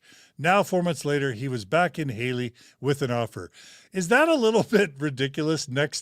Can any of you imagine a scenario where Miller would speak at trial? Can you imagine one thing that would happen that would make Miller speak at trial? Can anyone tell us what that might be? Malpractice on the part of Goodrich's lawyer. Okay. All right. How about the Mormon Church telling Miller to testify? They can't. Why? It's not their privilege. I know they think they own the world and they're in the process of buying it up, but they don't own that privilege, okay? That's John Goodrich's effing privilege. He gets to invoke it. But if the church has persuasive power, which we started off this episode acknowledging, they could persuade Miller to do the right thing and testify in court, right? No, they can't. Okay, why? Because make me John Goodrich's lawyer. Okay. We're invoking the privilege. That's all I have to say. Case closed. The bishop is not testifying. Yeah, the abuser has the right in a clergy conversation to invoke that the clergy not speak. It would be malpractice for Goodrich's lawyer not to invoke the privilege. Okay. All right. That's fair. And once again, notice that this is all predicated on the idea that he confessed something to the bishop that was more incriminating than what he said to everybody else. That would have put the case over the top. But we don't know that that's the case. All we know is that we don't know what was said to the bishop. Okay. All right. Let's keep reading. Much had changed for Lorraine and Chelsea. In the meantime, this is now going back to the writing thing. They'd begun to feel ostracized by the Mormon community, which we've covered in past Mormon Stories episodes. Miller's wife had even removed them from a local church community sisters email list, they told Writing. Miller had been an advocate for Chelsea. I'm thinking back now to the Colby and Cam Reddish episode on Mormon Stories, and I'm sure y'all have had Colby on too, where all they did was try and pressure the church to disclose that there was abuser among their lists, and they get punished by the church membership. I'm also thinking of Jared Jones and his wife as well. It seems like there's a culture in the Mormon church where if you try and have the church hold abusers accountable or make members aware that there's abuser in their midst, somehow you get punished and marginalized in your community. Does anybody want to add anything to that? Yeah, I Getting have that something right? to add. Please, I, Rebecca. again, went onto the church website because I wanted to see what are their policies, what are their procedures when it comes to abuse and helping abuse victims. And I can even read this really quickly. It says, I'm a victim of abuse as a child of a loving Heavenly Father. We must do everything we can to protect and love them. We urge our local leaders and members to reach out to victims, comfort, strengthen them, help them understand that what happened was wrong and the experience was not their fault. We encourage leaders and members to make efforts to prevent it from happening again. So that does not say to me, take them off the ward email list. But again, we see this over and over. Like you just said, it's people just back away. They pull away when somebody dares to say that, especially a leader has done something like that. It's really sad. It is also symptomatic of the peer pressure that is felt by members, in addition to meeting with the rep and starting with prayer and everything else I already mentioned. This is part of the peer pressure to go along with what it is that you are told to do. And if you rock the boat, there are going to be repercussions. And these were apparently some of those repercussions. Got it. Okay. Miller had been an advocate for Chelsea. During the first meeting with Writing, Miller said John Goodrich, before his excommunication, had tried to backtrack on what he'd told Miller in confession. Quote, John told me one thing and then kind of toned it way down to the stake president, said Miller, Bishop Miller, referring to a higher-ranking church official who oversees several local jurisdictions. Quote, he told the stake president, well, that's not a big deal. I go, yeah, it's a big deal. Quote, so we know he's lying, and we know he's lying at every level, Ritting responded. Any thoughts on that little series of comments or that part of the story? Panel? No? Keep going? All right. Reached by phone by the AP, Miller refused to discuss details. Quote, it's clergy privilege, he said. Quote, if I say anything, John Goodrich can sue me for millions of dollars. That's reflecting what RFM just told us. With Writing in town again, Lorraine and Chelsea first made it clear that they were devastated. The prosecutor had dropped the criminal case, according to the recordings. Quote, the prosecutor said, too bad the bishop couldn't testify, close quote, Lorraine told Writing. Writing sounded surprised. He had not known coming into the meeting that the case was dropped, allegedly. He said he told them that the church perhaps could reach out to the prosecutor to help get things restarted. Quote, the message to this prosecutor is, you've got several pretty clear-cut instances where a sexual predator has admitted, Writing said, and then the victims have provided information, but you don't feel any need to protect the general public? Quote, she did say that if the bishop could come forward and tell then we would have had a case. But there's nothing, Lorraine repeated. Now, really quickly, of course, the victim and her mom, Chelsea and Lorraine, are going to want to see this guy prosecuted. So it makes sense that they would be just fighting for that.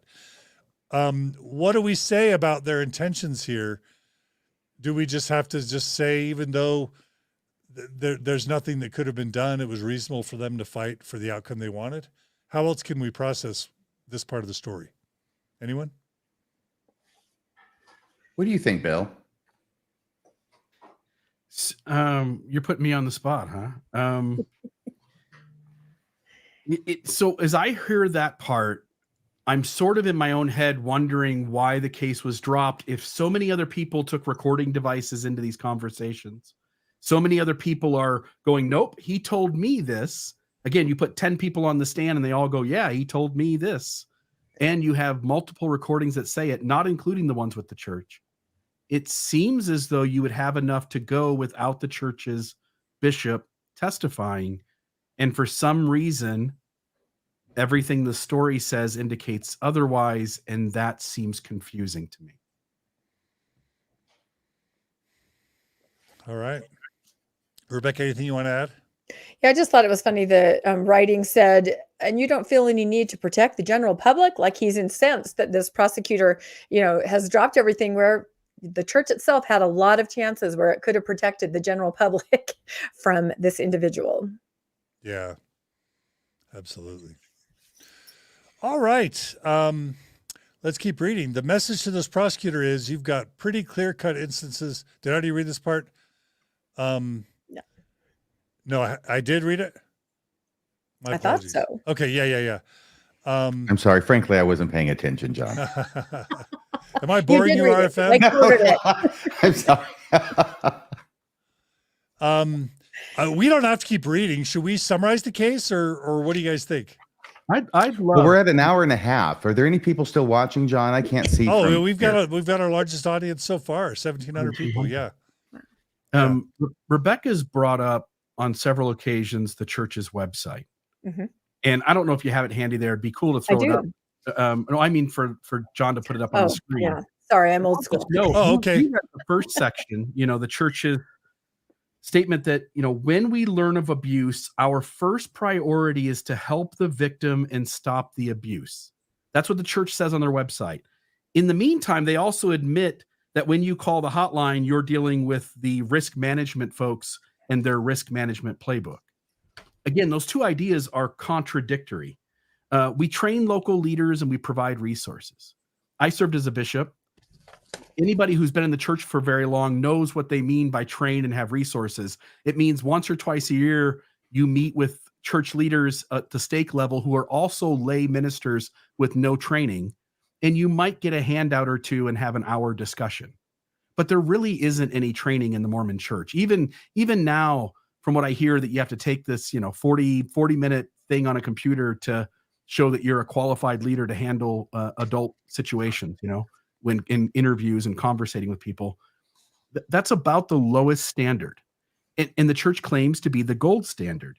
There are so many instances where they talk about, well, we may not be able to do anything in terms of law enforcement, but we take care of church discipline. We make sure that they pay a price. Well, those aren't equal. And unless you're a believer, that has no meaning at all to anyone.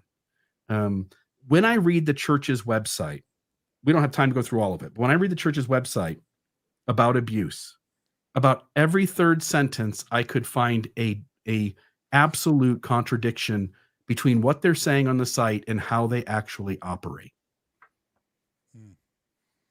Thanks for Yeah, that, I Bill. think that there's only one thing that every bishop needs to know when it comes to encountering these kind of situations as part of being a bishop, and that is call 1-800-HOTLINE to Salt Lake City. That's all you need to know. And I think that's probably what they make sure every bishop knows. Yeah. I was going to mention one section of that really quickly, where they talk about who are our leaders, and they, of course, they say, abuse, protecting individuals from abuse is a top priority, and then they make sure that they know that your leaders are going to be trusted people in your community, people that you're already friends with, people that you already know, people that live in your community. They're trusted. They're local leaders. They're your friends, your parents. Well, statistics show that these are the Those are people the that are abusers. going to be committing the abuse. So Yeah. that is not comforting at all to put this in big bullet points about who are the people that are going to be dealing with your children and your youth. And then they have a section that says safeguards in place to protect. And there are things like, 2 adults at a time or this and that, but nowhere is there any kind of background check. Of course, that's a big hot button issue, but it's very interesting to read through this. I would encourage anybody to just go on the church's website and let us know what you think. And Rebecca, if we're not going to go through the rest of the article, it's a very long article. Mhm. And I don't know if we're only halfway through it, 90 minutes into the podcast, but I know that when we were talking earlier today about this, Rebecca, there was something about this that was very important to you. And I think it's important to everybody, which is the potential contradiction in testimony from lawyer writing about whether the church hotline people at Curtin McConkie actually do keep records or whether they don't. Did you want to talk about that? Yeah, I actually think we should all talk about it. I kind of feel like that is a huge takeaway because we were told over and over again in Arizona, there are no records. They are shredded every night, which everyone said, why, what? We touched on that at the beginning. And now here we're hearing, again, from writing that, oh no, I can check the records. I can find out if this or that were said. So are there records? That's huge, That informs things that have happened in the past and things that may happen in the future. So it's like, so you're saying there's some records, it's really interesting. And they kind of just slid that into the article. So I don't know what anyone else thinks about that.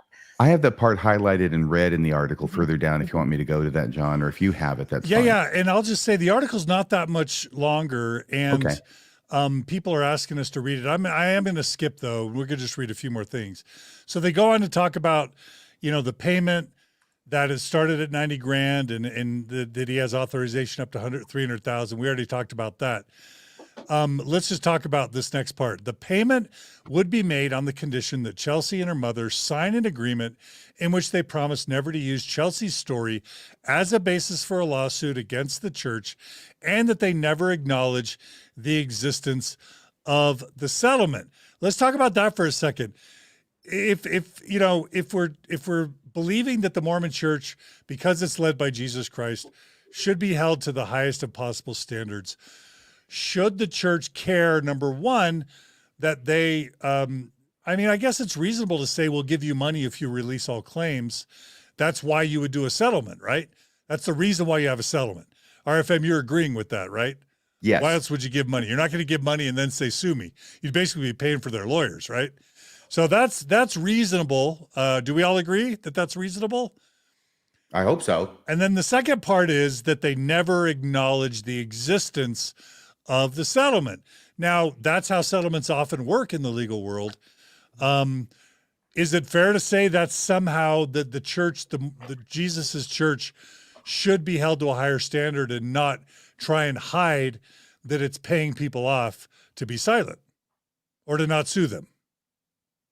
Any feedback? Is that unreasonable? It certainly makes it more difficult for the victim who isn't aware of how all this plays out in other occasions to know that the first offer being brought to them is the original lowball offer.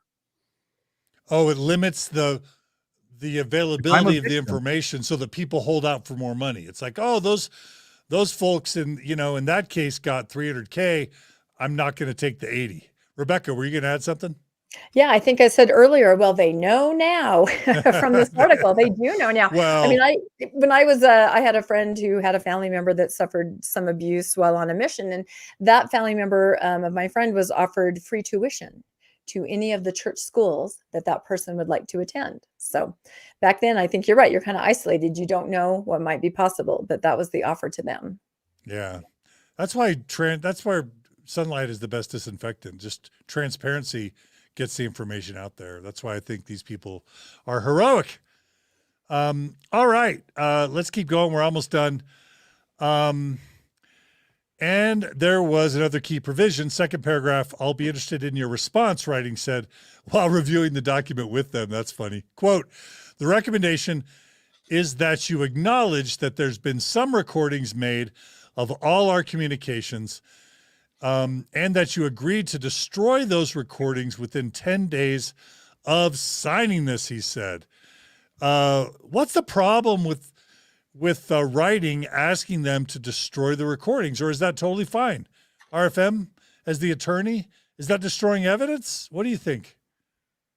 Well, when you're doing a negotiation, you can negotiate for anything as long as the parties come to an agreement. That's the whole point, right?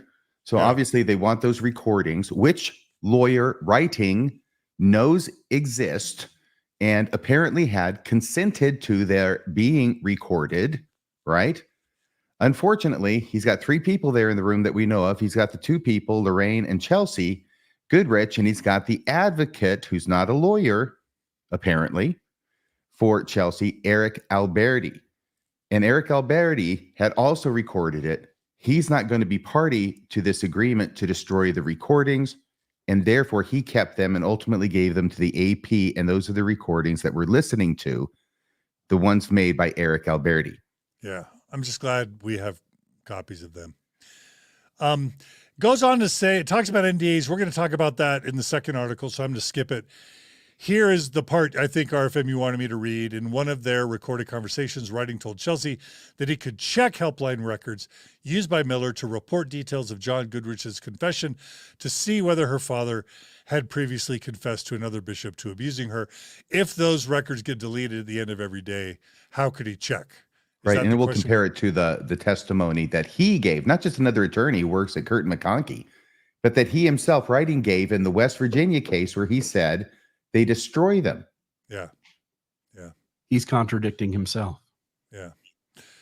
Goes on, still at their final meeting, Writing assured Chelsea and Lorraine that church officials denied hearing John Goodrich confess previously to abusing his daughter, a claim the church backed in its statement to the AP. He urged them to accept the funds. That's interesting. He urged them to accept the funds the church was offering and sign the NDA, promising they would never sue the church. That feels like undue influence, in my opinion. It's bigger than that, John. So we already said in the beginning of this conversation that Writing's daughter implies to her friend that my dad helps victims. If your dad and you're working for Curtin McConkie or whatever legal group he works for that's protecting the church on the other end of the hotline, he is prioritizing the protection of the church. But when he goes home every day, you can bet your bottom dollar that he is telling his family, including his daughter, what I do is this really cool thing with the church. I protect victims. And like, that's the story we all tell about ourselves when we don't like the story that's reality. And so his daughter tells her that my dad protects victims. So when she's meeting with Writing, every time the lens she sees all of these conversations through is that he's a victim protector. And to take that perception that is not true and then urge people to make decisions based on a false perception that you have at least contributed to perpetuating, you are not only doing something that is unhealthy in terms of urging someone to do something, you're doing it under a false pretense, which makes it exponentially worse. Thank you, Bill. Well said. Rebecca, you want to add anything? No, I think he's absolutely right. Like I said before, it's kind of a wolf in sheep's clothing. And I try to picture what Writing thought when his daughter said, "Hey, Dad, there's this friend of mine and she's suffered abuse at the hands of a bishop in the church and she needs some help and advocacy." What do you think he thought? I mean, I kind of picture, well, no, I won't even say that, but it's such a strange coincidence, as RFM said. And I'm sure he did think, oh, I better find out what's going on. But not because of Chelsea, but because I better find out what's going on as far as the church's liability. Got it. As this article's closing, it clarifies when John Goodrich engaged in abuse or any other criminal or sexual misconduct, he was acting in an individual capacity and not as an agent of the church, Writing wrote, ignoring the fact that Goodrich was bishop at the time. Okay, well, there we've got a contradiction. The church apparently, or Writing, is claiming that he wasn't bishop when he did the abuse, But this article is claiming that he was bishop when he did the abuse. It goes on to say, quote, accordingly, any damages arising from such misconduct will be apportioned to Mr. Goodrich and not to the church. Is that important or not important? I don't think it's important because it's all true. I mean, if he were a bishop at the time, what writing is saying is he wasn't acting in his capacity as a bishop. Oh, He's not saying he wasn't a bishop. He's saying this, he wasn't, interviewing this person and then doing something wrong in the bishop's office.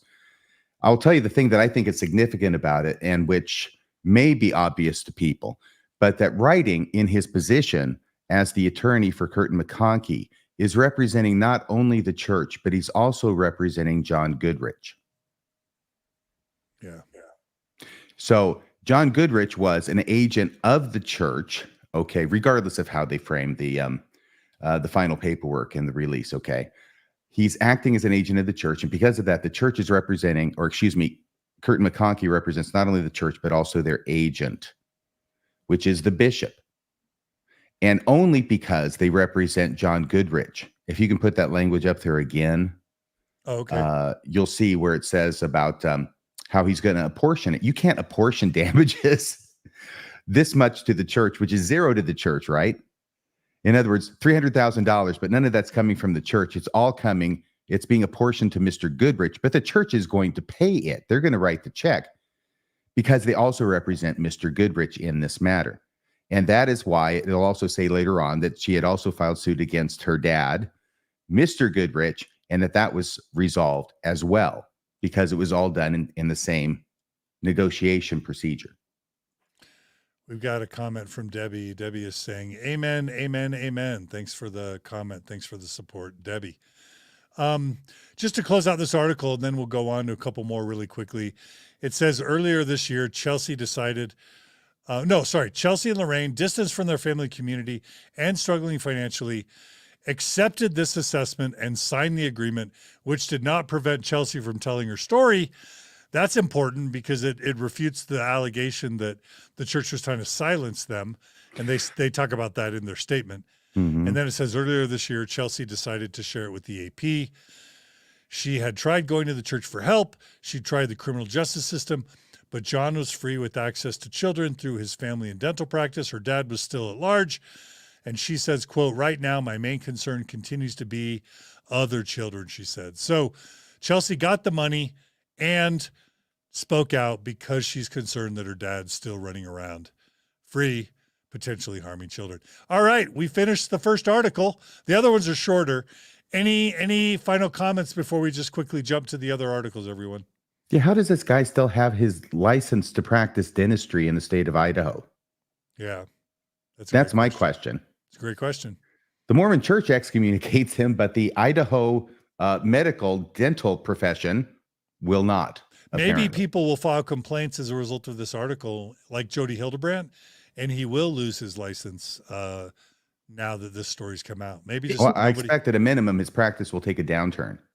And you can imagine if he was using, the gas to put somebody out to perform dental procedures, and that's right. Yeah. And one person replies like, that happened to me. You almost have to assume, again, allegedly, but you almost have to assume that this has happened on more than one occasion. People who are abusers use the same tactics over and over again that work. There's going to be people out there, I have to imagine, who go like, you know what? I lost a block of time, obviously, had a dental procedure, and something just wasn't right about how I felt about myself or how I felt about the situation when I came to. But it's such a, for abusers, you got Cosby as kind of the prime example, but people who use sort of narcotics to knock out folks for a time period so that they can carry out their abuse. It's something that those sort of people do over and over again. It's disturbing. Absolutely. Well, we're going to jump to the second article. Before we do, we also just want to thank Linda for her support, and also Mary Marine. Thanks, y'all. One of the reasons we're doing this episode is because I believe that really good podcasts like Mormonish and Radio Free Mormon and Mormonism Live deserve your financial support. So thanks for whatever super chats you're throwing your way, but also please take a moment and donate to Mormonism Live or, Mormon Discussions. Bill, what is the way to support what you do, Bill?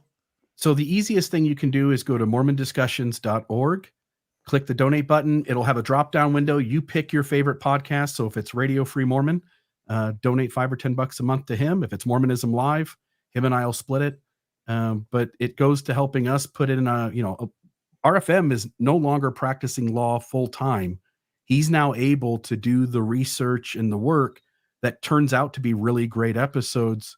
And we can kind of help keep that content going by supporting the cause that essentially tries to shed a light on the unhealthiness of the church. Yeah, pretty much my practice is exclusively now responding to bar complaints. About yourself. Exmo Silver's throwing out a shout out for the Almost Awakened podcast, which is also under Bill's umbrella. Really quickly, Rebecca, is there a way to donate to Mormonish, or are you not accepting donations right now? No, we are accepting donations. We don't have all the bells and whistles yet of Mormon Discussions. However, in the new year, we're hoping to become a 501(c)(3). But we do have a Facebook page, Mormonish Podcast, and we have links to Venmo and PayPal there. And you can also go to any of our videos on YouTube. And in the show notes, we include direct links to Venmo or to PayPal so that you can make a donation to Mormonish if you feel like it. Love it. And John is obviously being very humble tonight, so it's left to me to advocate for him. So if any of you people, if you've ever heard of this podcast, this upcoming podcast called Mormon Stories, and want to donate, here's what you do. Go to radiofreemormon.org and click the donate button today. That's Thanks, how man. John gets his donations. Thanks, and you man. were wondering why your donations were going down, John. Thanks, Love RFM. yourself more. All right. So again, thanks to I Am Just One Mom as well. We're getting some support coming in, and we're not done yet. So please don't go away. We're going to now read this, read quickly from the second article that came out same day, takeaway from the AP's investigation into the Mormon Church's handling of sex abuse cases. I'm going to skip right to the end because they offer three important takeaways, and I'm going to read each one. Let me share this tab. So here's the first one. This is some analysis of some things that might need to be looked at or scrutinized. The first is the clergy penitent privilege, which we've already talked about. An earlier investigation by the AP revealed that more than half the states in the United States maintain the clergy penitent privilege, which provides a loophole for clergy who are otherwise required to report child sex abuse to police or local welfare officials. As a result, some child predators who reveal their crimes to clergy in a confessional setting and do not turn themselves into police are allowed to remain free, able to continue abusing children while presenting a danger to others.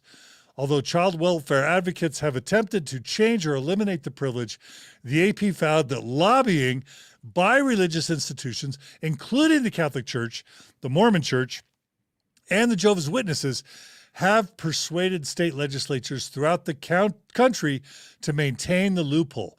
Indeed, the AP cataloged more than 100 attempts to amend or eliminate the privilege, all of which failed. So basically, they're calling on the elimination of the clergy penitent privilege, and they're calling out the Mormon Church, along with the Catholic and Jehovah's Witnesses and others, for defeating efforts to eliminate the clergy penitent privilege.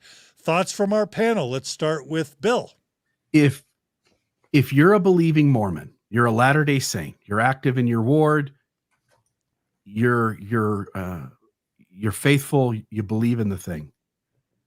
If your church is being lumped with the Jehovah's Witnesses who have rampant abuse, if your church is being lumped with the Catholics who have rampant abuse, you might want to take a look in the mirror and recognize that maybe your religion is similar in ways that you wouldn't be comfortable with, and that abuse is running rampant in your faith too.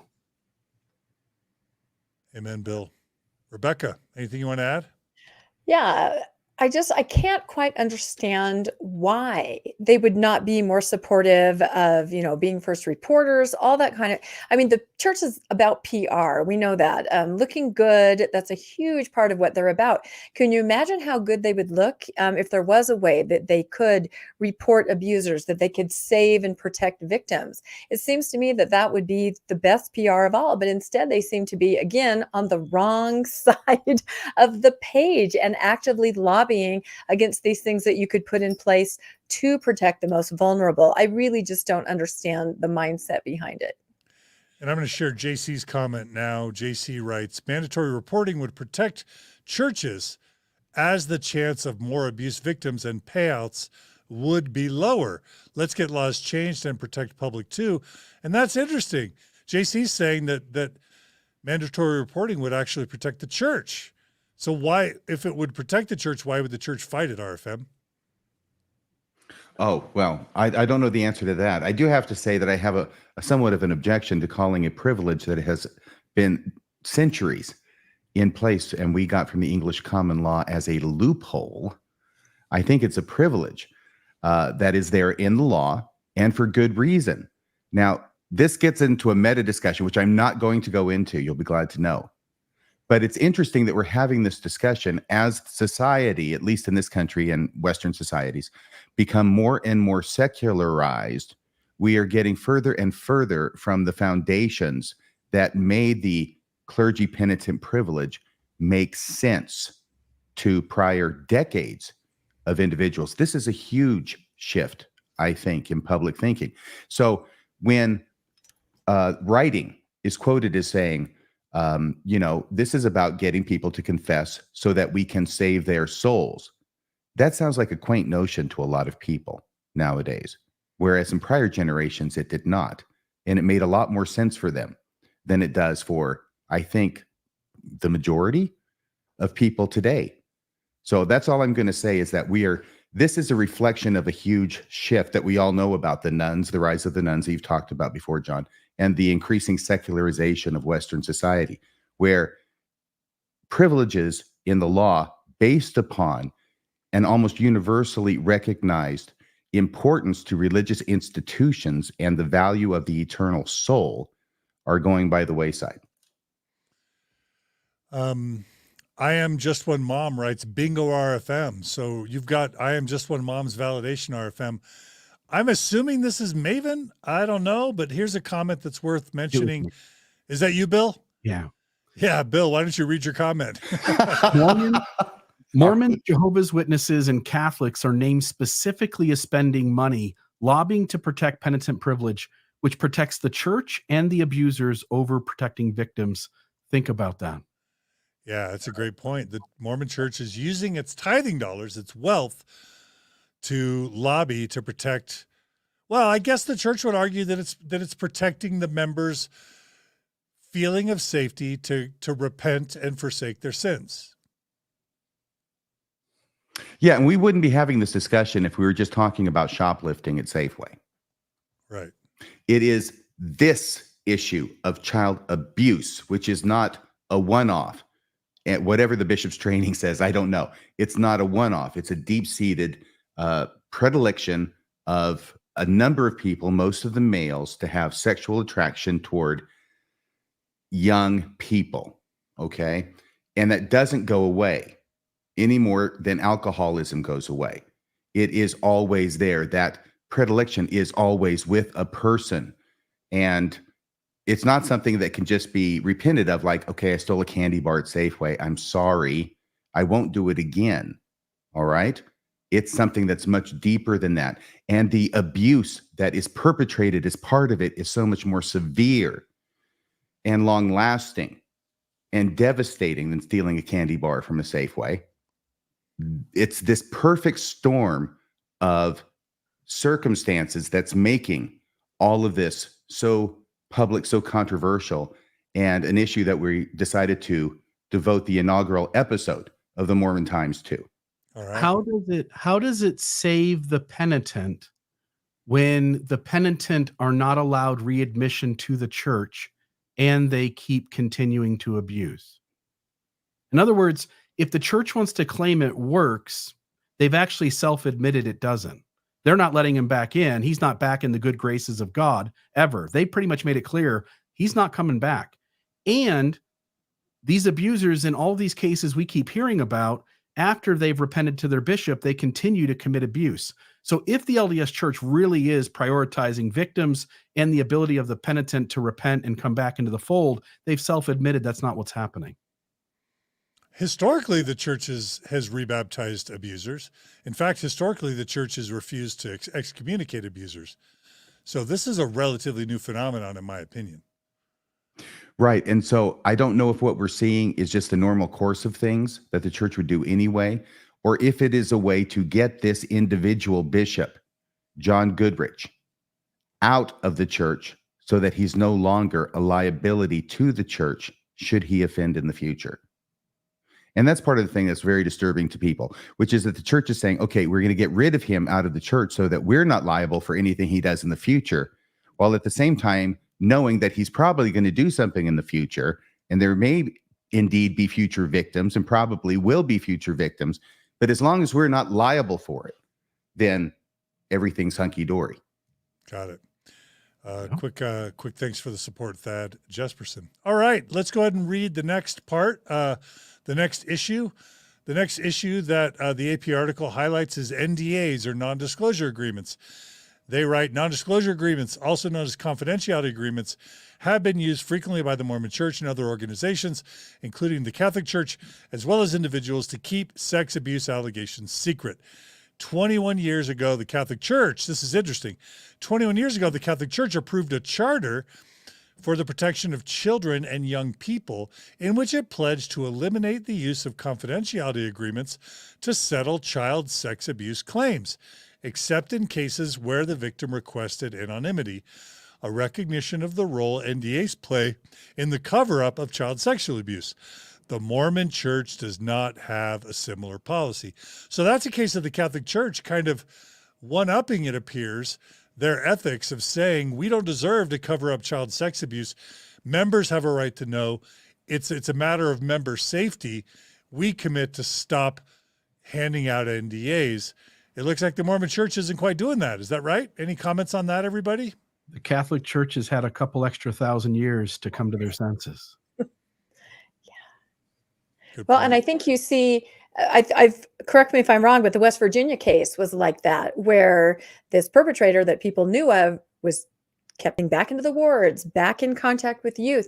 You know, NDAs, that's exactly what that does. It protects somebody and it doesn't make people aware of a danger in their midst. And people are very trusting in the church, as we know, like what I read before from the website.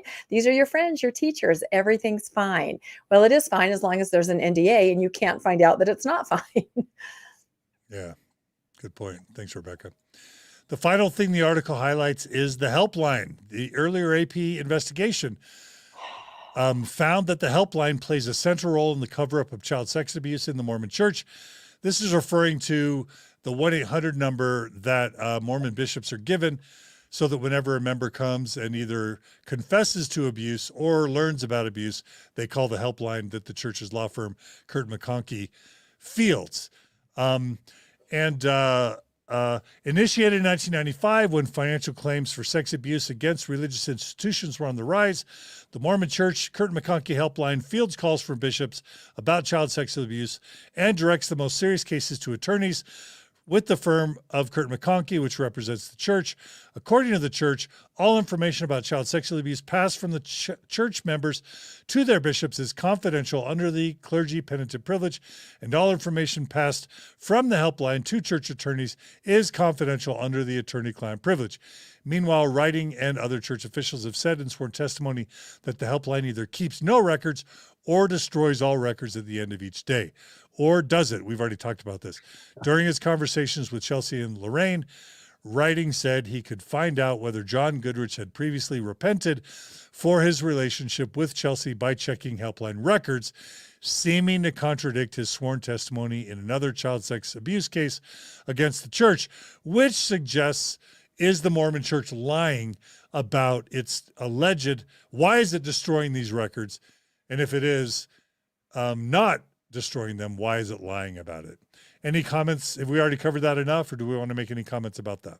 I'll just say for 200 years, the church has numerous examples of it being deceptive and lying and obfuscating the truth. And so I've come to recognize that if church leaders or their representatives are moving their lips, they're almost certainly lying, because there's not only hundreds, there's probably 1,000 occasions at this point where we could pick out where LDS leaders or the representatives have misrepresented the truth. Ouch. Bill Reel says if the church's representatives' mouths are moving, they're lying. Rebecca, is that too harsh? I don't know. He said it. I just wonder if these records were kind of cut out and then scotch taped somewhere. You know what I'm referring to. So, no, I think anything's possible. And it will be really interesting to see if records surface, if they're there, because that is a bold-faced lie. And those records are important. Yeah, absolutely. Yes, it is. And I think that I would have trouble coming up with any organization on the face of the earth that is less likely to destroy records than the LDS Church. Even the Scotch tape one, which I did get the reference to, Rebecca, were not destroyed, right? They were cut out and shifted to a more secure location, but not destroyed. The church has a real problem destroying records, and I think it's built into it. By the way, John, if you have any trouble remembering the hotline number, it's easy to remember. It's 1-800-COVER-UP. That's 1-800-COVERUP. Got it. Lead with Love asks, and RFM, you're our legal expert here, is it even legal to cover up a crime with an NDA? Well, this isn't a crime. This is a civil resolution and negotiation of a civil case. So it's not the cover up of a crime. Okay. What about the question, though? Is it legal to cover up a crime with an NDA or not? In what circumstance? You mean I don't like know. if I committed a crime and I came to you and paid you money and had you sign an NDA so that you don't go to the cops about the crime I committed against you? Yeah. Yeah, that'd be against the law. Okay. Maven's encouraging us to give a shout out to Floodlit, and I think that's a legitimate request. Floodlit.org is an amazing website that is doing its best to chronicle instances of abuse by Mormon church leaders and officials and others. Check out floodlit.org. They're doing great work, and I'm happy to give them a shout out. So thanks for that, Maven. All right, let's go ahead and just quickly, we want to end. We're a little bit over 2 hours. Let's wrap it up. Does anybody have anything to say about the church's response to the cover-up? If I had to summarize it, they basically say abuse is awful. I think they said this guy wasn't a bishop when he did it. I think they said there's no silencing of the victims because clearly Chelsea was allowed to speak. Anyone want to make comments about their reaction to the church's reaction before we close? Did y'all read it? Did y'all get a chance to read it? Was there anything interesting? RFM, are you saying there was nothing interesting there? Not to me. Okay. Meaning it was just predictable or just uninteresting? Well, I think it's uninteresting. Once again, this case is not phenomenal like the Bisbee, Arizona case because of the atrociousness of the abuse and the absolute indefensible nature of what the church lawyer did in that case. That's been covered before. I covered it on a podcast. You've covered it on a podcast. Everybody's covered it on a podcast. This is not that case, right? This is very different. I think this is important because of the insights we get into how the church operates behind the scenes with the recordings, and also this potential of a contradiction from attorney writing saying in one case, no, we destroy all the records that come into the hotline.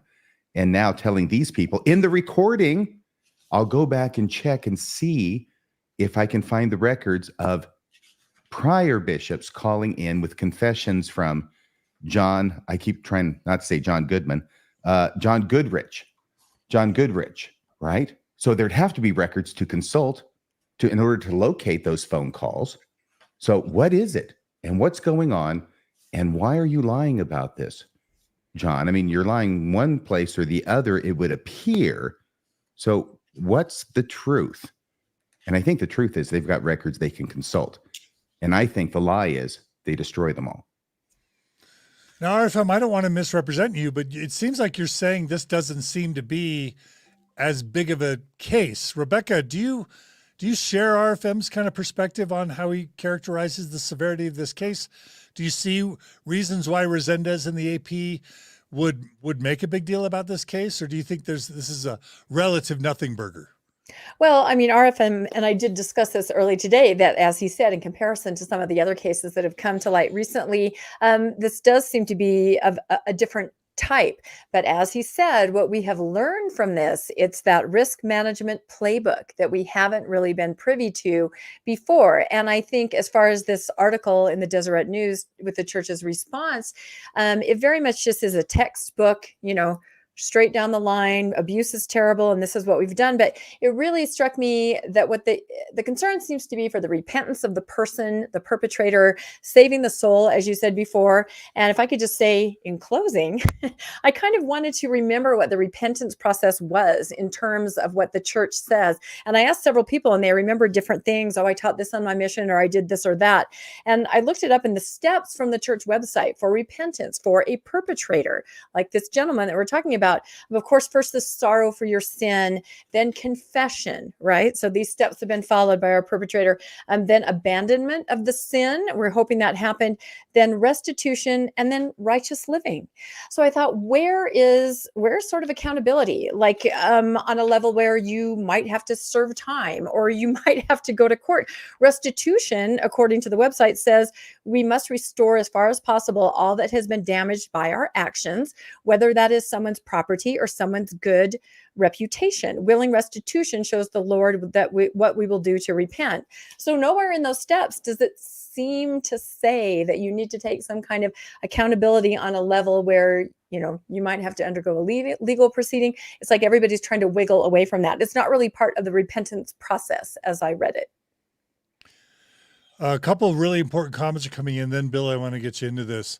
Several of the viewers or listeners are making the really important point that we should never have like this trauma Olympics where you're comparing abuse. So Amy Sharp writes, there's no point in comparing them. Can I just pause on that? Yeah. That's what lawyers do. That's where 300,000 comes from. That's where 90,000 comes from. As distasteful as it is, and as I acknowledge that it is, the only way to compensate abuse is with money in our society. And those are different amounts. Yeah. And so whether it's sex abuse or whether it's physical abuse or just physical trauma or death on the highway. Right. Yeah. Is this a 21-year-old who's in good health, who's married, with a baby on the way, who's got his whole life ahead of him and is halfway through law school or medical school? Or is this a man who's at the end of his life, 78, he's got an oxygen tank, and he gets killed? Those both can get killed by the exact same mechanism of negligence on the highway, and the result will be drastically different just because they're differently situated. So I recognize that may be and probably is an idea that's out there, that there's no point in comparing abuse, but that's what attorneys do for a living. Got it. Fine Girl also writes, that's a good clarification, RFM. Fine Girl also writes, it's dangerous to start comparing cases. I think from the standpoint of the victim, we never want victims to feel like their case is being diminished or minimalized. And I think from that perspective, we can all agree that to the victim here, we're not at all saying your case doesn't matter, it's insignificant. So thanks for that clarification, RFM. Folks are asking, Patty Cake's asking that everyone hit the like button. I'll just add, please subscribe to these various YouTube channels or Facebook groups, wherever you are. Subscribing to the channels helps with the algorithms.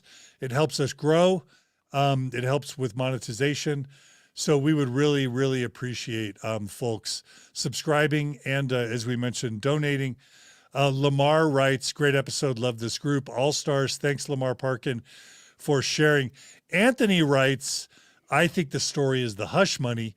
I'm going to say I think the story is recording the conversations with the bishop and with the church leader. I hope we just have more and more and more members courageous enough to record their meetings with church leaders, with church lawyers, with bishops and stake presidents, and they'll share them because transparency, sunshine is the best disinfectant. Those are some of the heroes here, as well as Resendez and his partner, because we wouldn't get this visibility without these journalists.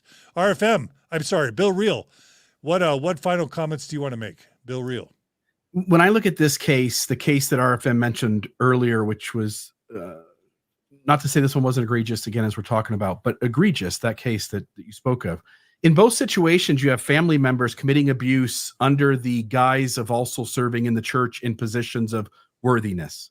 And so it's not just how the church handles abuse when you go like, well, we can report it, we don't report it, we allow this person to have penitent privilege, we don't allow that person.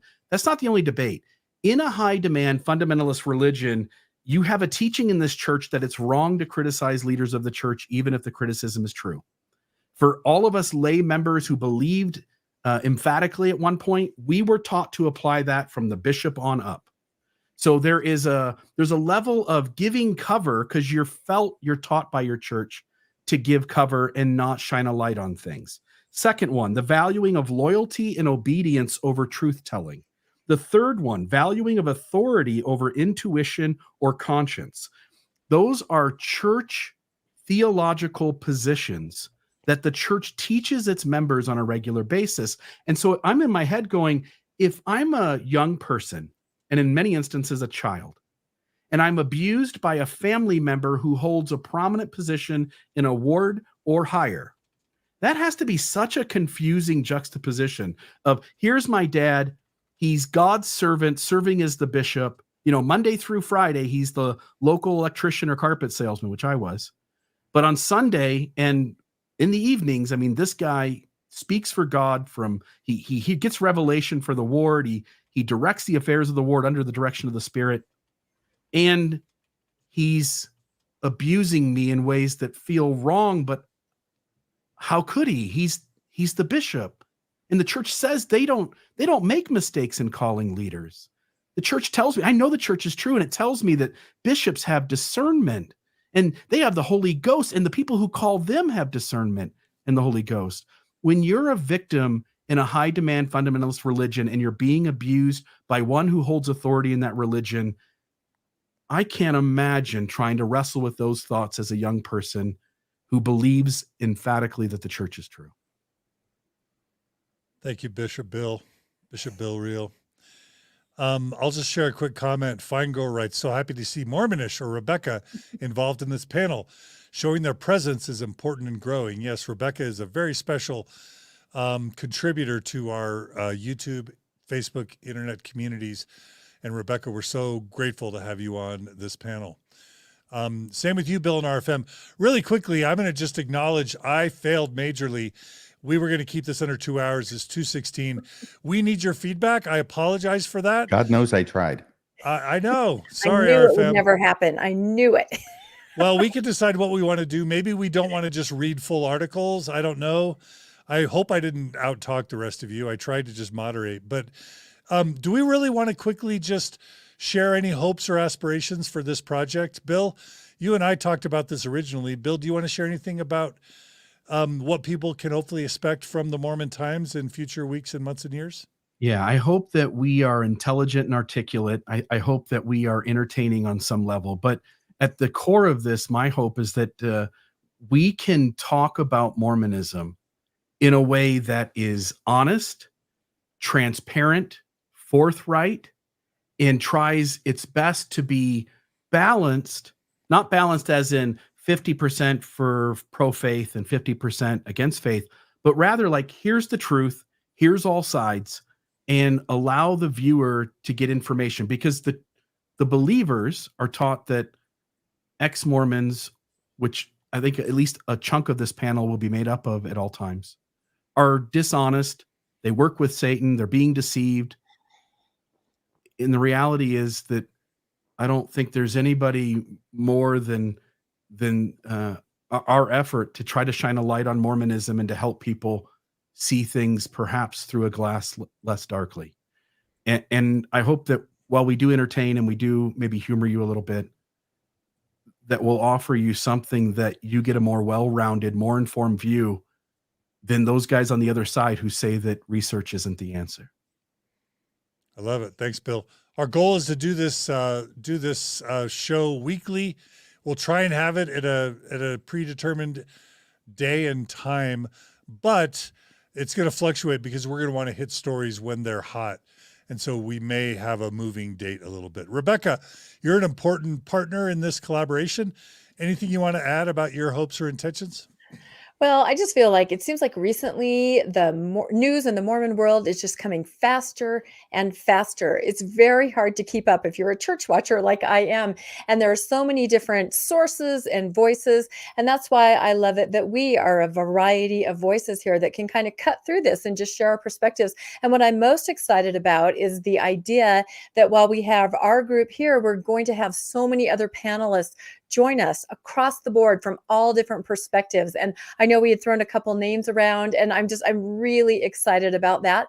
And I'm also excited about the interaction with our viewers. We would love to hear what kind of news would you like us to see covered. If you're the first one to come across an article at 3 a.m., please send it to one of us. And I'm sure that we'll have a mechanism here in the Mormon Times where you can, report things to us that would be important, because it really is a crowdsourcing effort, I think. And that's the whole purpose, is to bring people things that are relevant, things that are important, things that we need to know from a variety of voices. So I'm just really excited about the whole project and really happy to be included.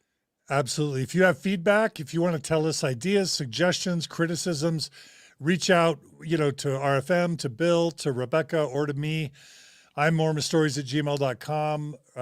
Radio Free Mormon, how do people reach you? Not very well. I got an email address that sometimes gets looked at. Radio Free Mormon 1 at gmail.com. And you're real Mormon at gmail.com. Is that right, Bill? Or do you use but let's just use the podcast one. So Mormon Discussions with an S on the end, podcast with an S on the end at gmail.com. Okay. And Rebecca, how do people reach you? We're just Mormonish Podcast at gmail.com, but I feel like maybe we should have some kind of a Mormon Times Facebook presence or Instagram presence. We're going to have to get somebody to do this for us. We'll work on that. Because I think that'd be important. Yeah. And I'll just add, we're looking to have an occasional believing Mormon on our panel. If we could have a really sharp, thoughtful, entertaining, believing Mormon, we would love to have some of that balance sometimes on this show. You mean like Patrick Mason? What's that? You mean like Patrick Mason? Like Patrick Mason. I'm never letting that go, Like Patrick Mason. Maybe we can get Jenna Reese. What's that? I was telling Patrick it's a running gag now. Maybe we can get Jenna Reese to come on sometimes. We would also just love to hear who you would like to have on. We just hope that they're thoughtful, entertaining, and, do a good job. Really quickly, please like this episode. Please subscribe wherever you are. Please donate to Mormonish Podcast, to Mormon Discussions, or to Radio Free Mormon, or to that network. And then, we're going to be coming on in the future. Any final words before we go? As far as entertainment goes, my hope is that Bill Reel and I will be the post-Mormon version of Harvey Korman and Tim Conway. And who's Harvey and who's Carol Tim? Burnett? What? You're Carol Burnett? That makes me Carol Burnett, right? I'm so glad we had this time together. I'm just the guy who doesn't She does the earring thing. I do the earring. Who am I? I don't have a. Let's see. You're Lyle Wagner. You're Lyle Wagner. Yes, you are Lyle Wagner. Tall, good-looking guy. Poor Bill. He's like, who the hell are these people? All right. Well, thanks, Rebecca. Thanks, RFM. Thanks, Bill. We're looking forward to, hundreds of episodes if we can keep this going. Thanks to our viewers and listeners. Thanks to Maven and Julia for helping out with the chats and the time codes and show notes and stuff. We appreciate everyone who donated and supported us today in the chat. So please subscribe, please like, please donate, and most importantly, please come back next week for another episode, hopefully, of the Mormon Times. Thanks, everybody. Take care, everyone. We'll see you all again very soon. Bye-bye.